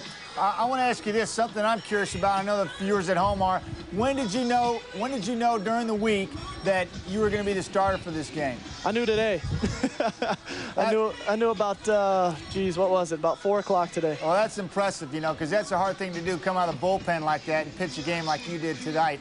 Congratulations on an effort well deserved. Thank you very much, man. Hey, Steve, Chris Schultz here. What was your biggest challenge in the game? It looked like it was a windy night. I know the Argonauts had a whole bunch of different alignments and fronts that you had to read and make decisions on. Was there one aspect that you struggled with, or did it come relatively easy to you? Well, they threw a lot at us, and they did a good job, you know, knowing I was new in there, and they threw a lot of fronts, like you say, and then, you know, when we got in that second long situation, they were bringing the house, and, you know, they bring a lot of heat. You know, we caught them on one early, which was big for us for the touchdown early, but, you know, they bring a lot of pressure, and they're a great defense. Steve, Matt again, let me ask you this. How important was that win tonight in those quarters when you were facing it? Not only did you have little preparation, but how much of a factor was that this evening? It was big, and, you know, that's Taylor Field for you, though. You know, the wind's going to be blowing, so the key with that is when you get opportunities to get down there like we got early, you got to put it in the end zone. Did you feel like you capitalized on those opportunities? Yeah, I think so. You know, the 2 times we really got down inside the 20, we punched them both in. I think that was the difference in the game. Yeah, most definitely. Steve, it seemed like you really had good chemistry with Dan Farthing early in the game, but you kind of got away from that later. Were you looking for one receiver, or was it just the system that you were trying to execute? Because